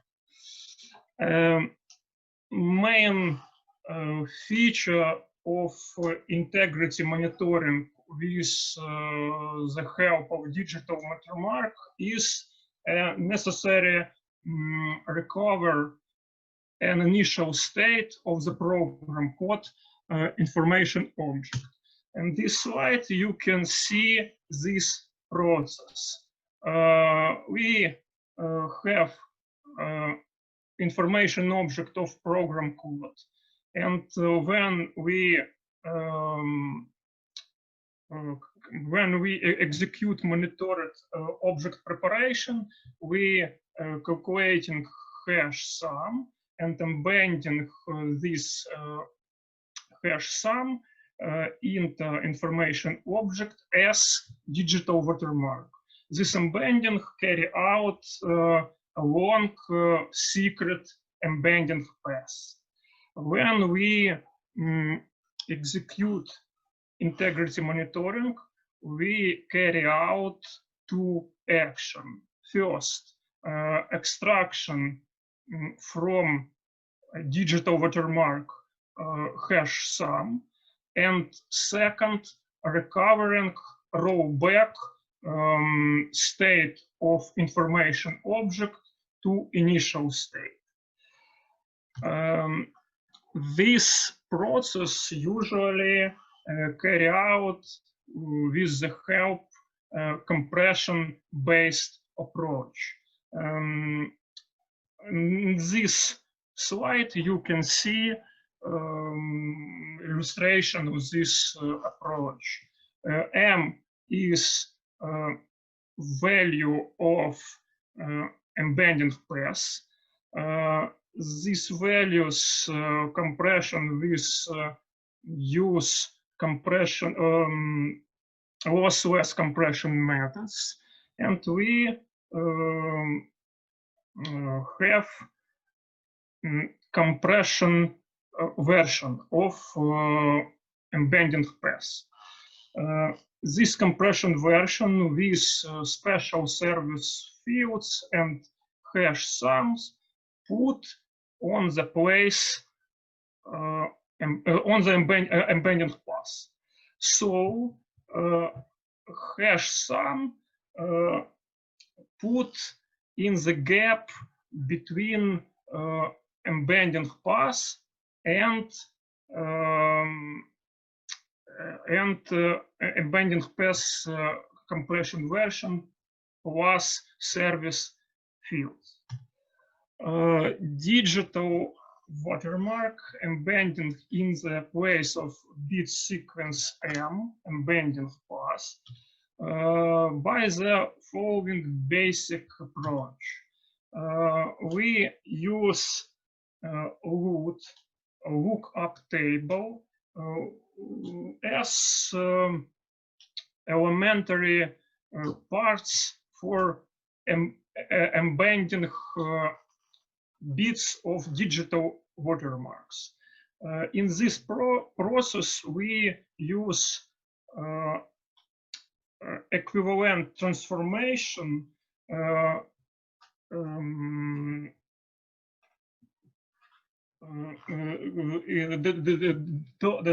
does not change program code size and operation of FPGA device. In slide 8, 9, and 10, we can see approach for this embedding with this transformation. But we have a problem. Field size limitation of the monitoring digital watermark, which is dedicated for storing the hash sum, and instability of the size and possibility to learn it only at the final stage of the information object preparation for integrity monitoring. These lengths on this field limitation and instability. So the goal of this work is to increase the effective volume of the digital watermark used in integrity monitoring of FPGA program code. Factors that affect the effective volume of a monitoring digital watermark, effective volume of DWM, digital watermark, is volume available in it to store monitoring hash sum. So require length of hash sum field must be greater than length of embedding path minus compression version, length of compression version of embedding path minus length of service fields.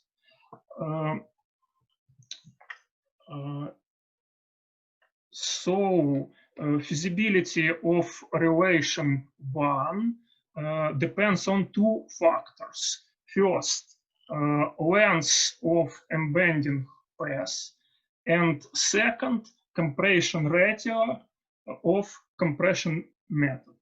when we using effective modern compression methods, the main reserve for increasing the difference length of embedding path minus length of compression version of this path is to increase the length of embedding path.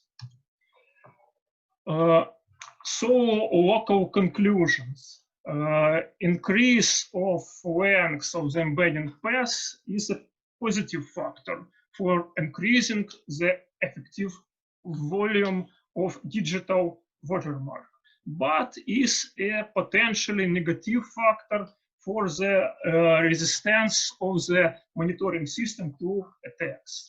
Therefore, the length of the embedding path should be chosen exactly so as to ensure relation 1, this relation, but no more. In this slide, you can see the main principles of the offered method. We propose a method for formation sticker key that allow to adapt the effective digital watermark value to the structure of the root container, FPGA program code. Instead of the point values of the components of the universal sticker key, it is proposed to use value intervals. For each components of sticker key, an interval param min, param max values is formed. Moreover, smaller values from these intervals correspond to the shorter embedded path and a smaller fraction of the target root units. When you embed the digital watermark, the values of the interval components are iterated sequentially. At the same time, one each iteration, the effective digital watermark value is checked to store the hash sum. When extracting digital watermark, the value of the interval components of the key are sequentially enumerated. We propose a relation that allow you to make decision about the interval elements that you use when digital watermark embedding. In this slide, you can see flow chart for implementation of the proposed method.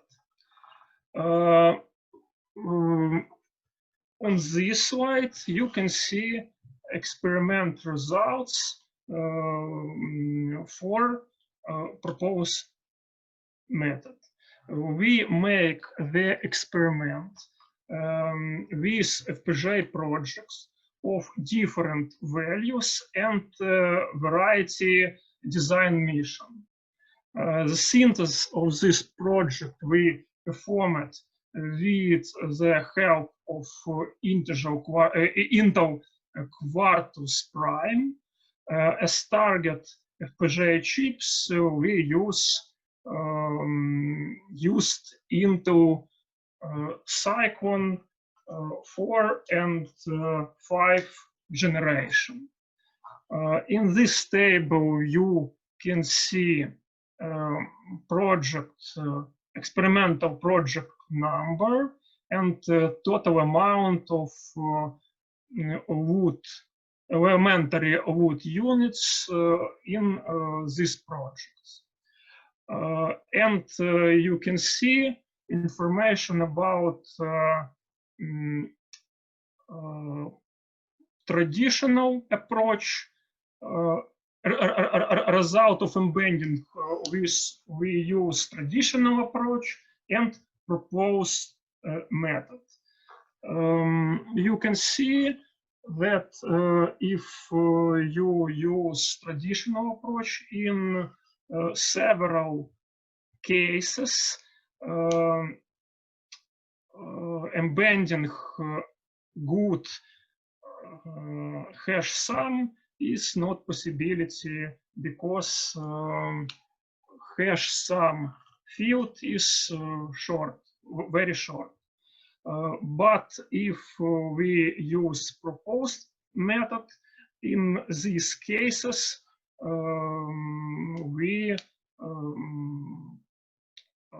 embed digital in digital watermark hash sums successfully. Conclusion: we proposed method permits to increase the effective value of the digital watermark. We proposed method differs from existing methods in that instead of a point components of string OK, interval components are used. Increasing digital watermark size gives the possibility to use a broader set of hash functions to monitoring the integrity of the program code.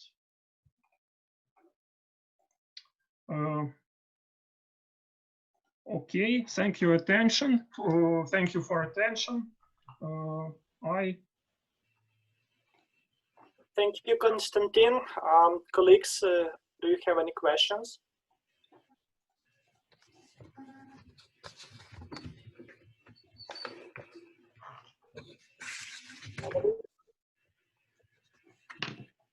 Okay. Yes. I have one. You mentioned that the main idea of your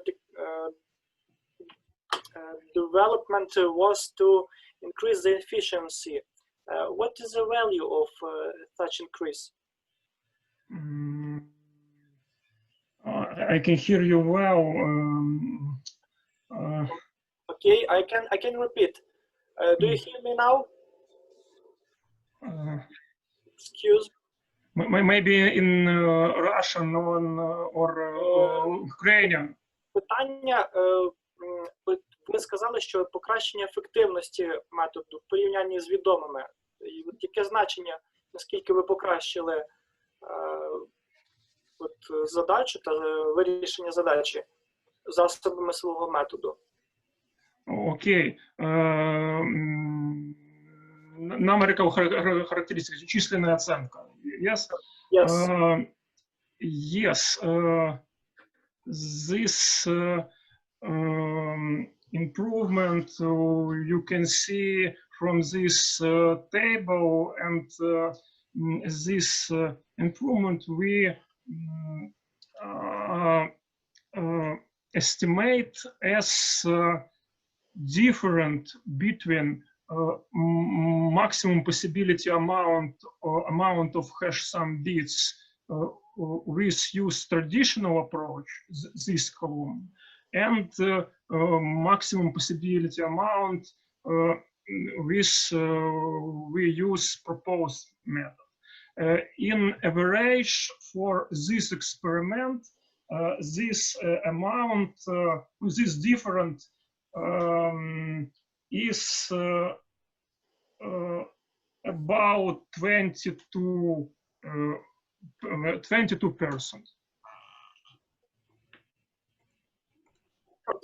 Okay, thank you. Thank you, Konstantin. And the last but not the least speech will be made by the team, computational model of soft safety domains and rough motion corridors within configuration spaces. Who will make what? Yes, hello, Marina Zharikova here, and I will make a report. Okay, please start.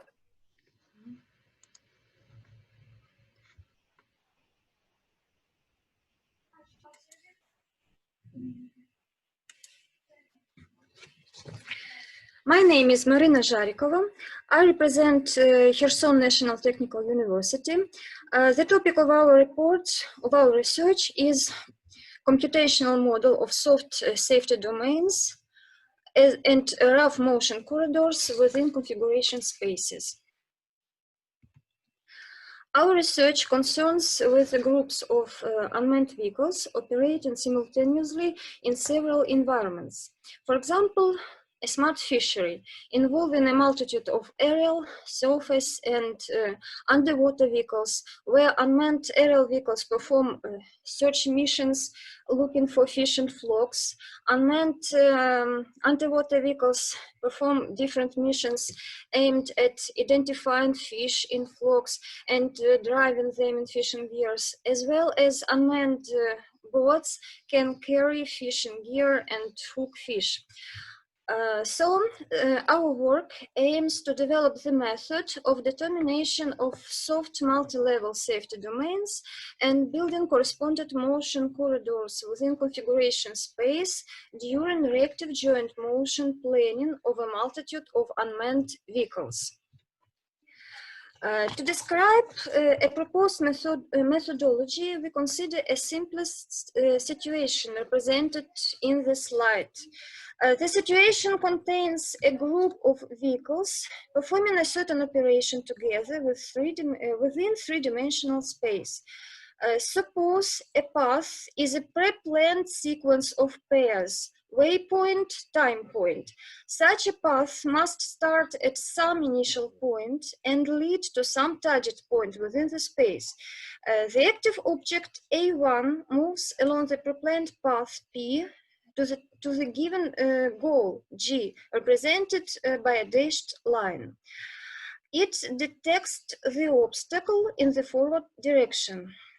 The vehicle control system must start a collision avoidance maneuver.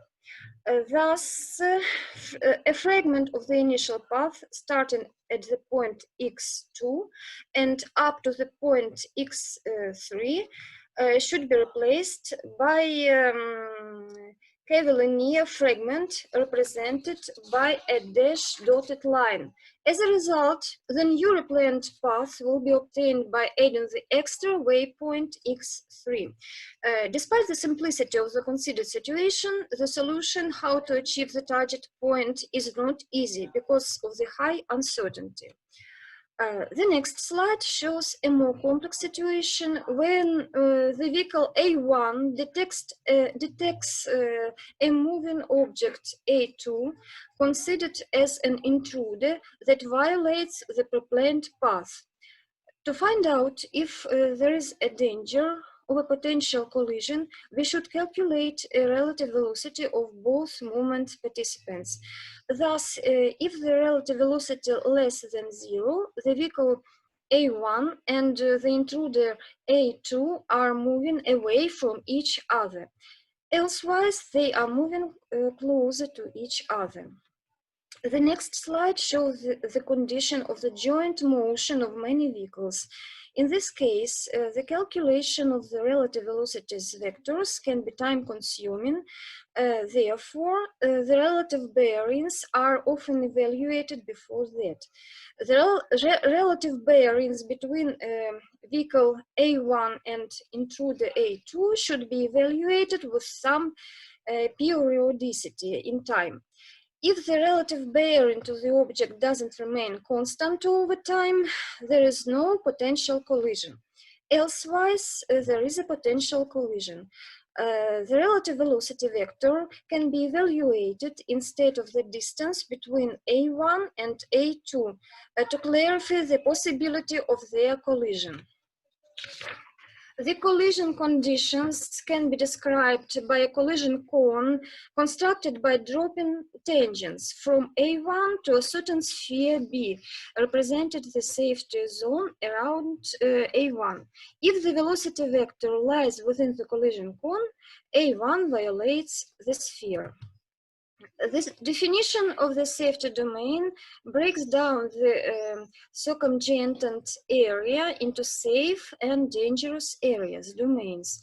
In this case, the host vehicle must eliminate the ingress of any other objects into its safety domains or avoid violating the safety domains of other vehicles. Thus, any intrusion into the safety domain is qualified as a threat. Many studies are offering different shapes of safety domains, such as circle, ellipse, hexagon, etc., and different methods for determining their sizes and the shape.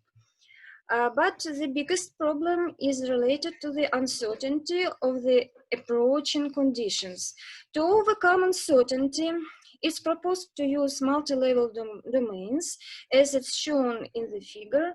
Since the safety domains of spherical shape are most often used in three-dimensional space, we consider them spherical.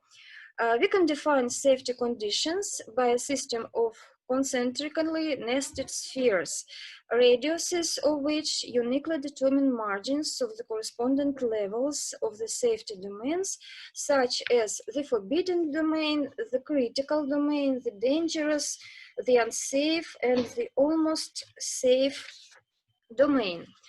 It's advisable to develop a model that describes safety domains of any levels, any sizes and shapes.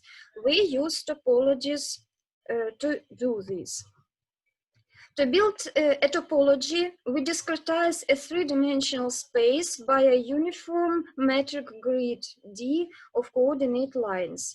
In the set of cells, we define an indiscernibility relation 1 and approximation space 2 that uniquely determines the topological space 3. Suppose a cell is a certain kind of voxels, the elements of the space that define the value of a certain time within a uniform spatial lattice. Although in the visualization field, the value of the voxel traditionally represents color, in our case, the value of the cell will represent a safety or danger degree of the correspondent spatial area. Since the safety danger degree of the cell can change over time, the voxels can be represented dynamically as doxels, dynamic voxels, which values depend on time. The safety domains are mainly spherical and must be constructed starting at the current location of the intruder. To build the safety domains of the vehicle, we need to define an angular coordinate system that originated in the current position of this vehicle. This allows to represent coordinates by triplets,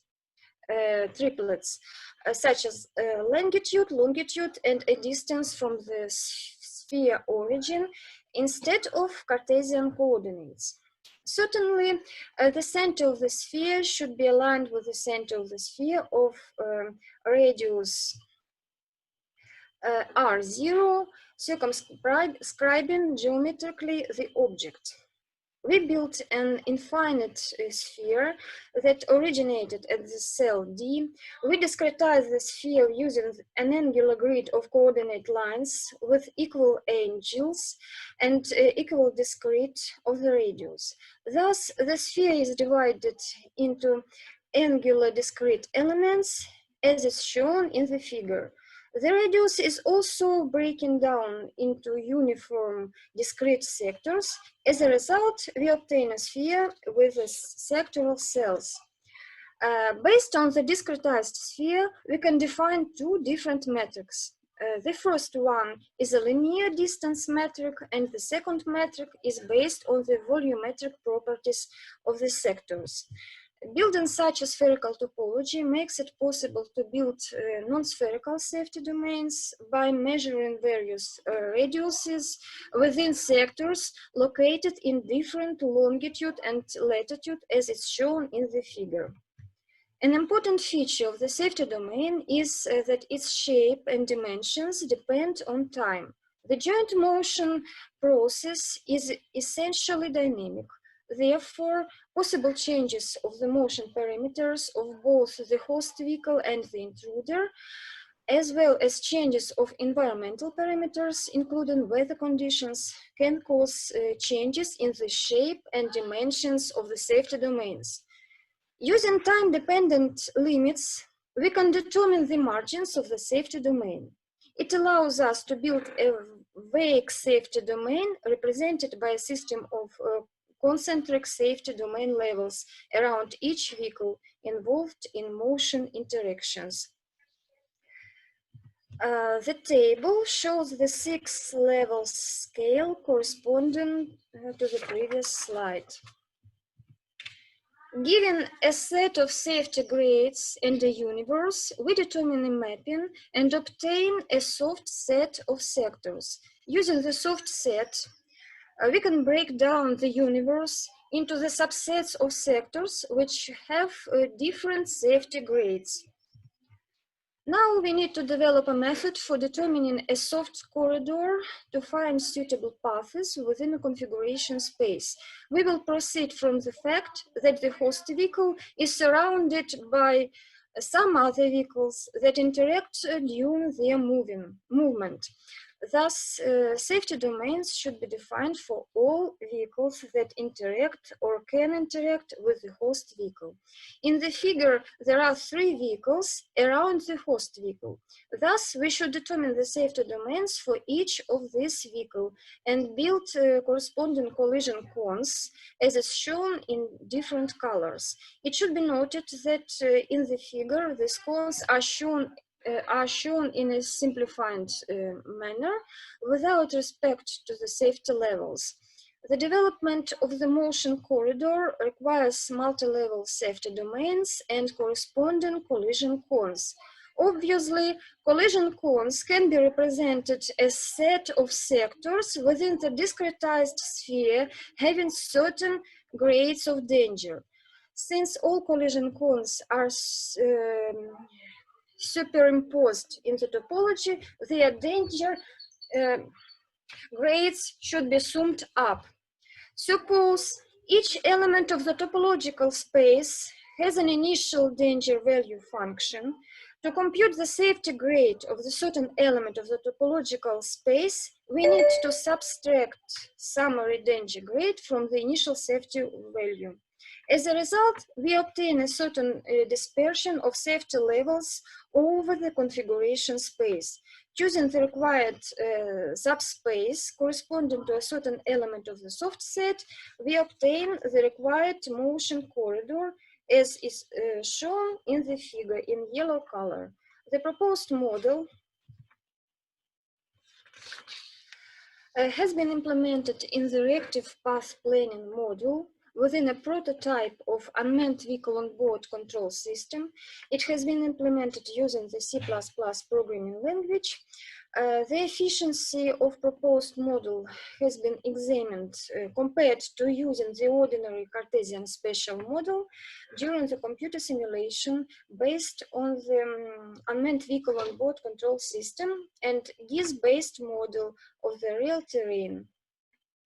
The 6-level space-based soft rough dynamic topological space has been used during the simulation, as well as the number of vehicles has been varied from 10 to 100. The total time of the path search has been evaluated, and the results are shown in the figure. The results of the experiment show that the proposed model provides acceptable performance in terms of the path search time. Its efficiency is about 45% higher than the efficiency of the ordinary Cartesian-based model. So I can make conclusions. The conclusions, we propose the concepts of multi-level soft safety domains and rough motion corridors, which can reduce the configuration space when the planner searches for random points. Our paper presents the model of soft multi-level safety domains and corresponding motion corridors within configuration space during reactive planning of the joint motion of a multitude of unmanned vehicles. Thank you for the attention. Thank you, Marina. Colleagues, do you have any questions? I have one. Marina, can you say us what items in your model do you think are to be improved in your future work? What items? I think that the main direction of our future work is to expand our soft RAF topology with fuzzy sets. Also, so it should be soft RAF fuzzy topology. And you will combine or just different types of model and then compare them, yes? No, we combine different types of uncertainty evaluation, such as rough sets, soft sets, and we are going to add fuzzy sets. Okay, thank you. Any questions? Thank you, Marina. Thank you. Thank you very much. So, colleagues, I am pleased to say that our session came to its end. So we will meet tomorrow at 10:30 in the morning. Thank you a lot for your hard, maybe not. Сергій Миколаївич, 9:30. 9:30. Yes. 9:30. And thank you for your fruitful work. So see you tomorrow. Bye. Tomorrow, welcome all. Bye. Thank you.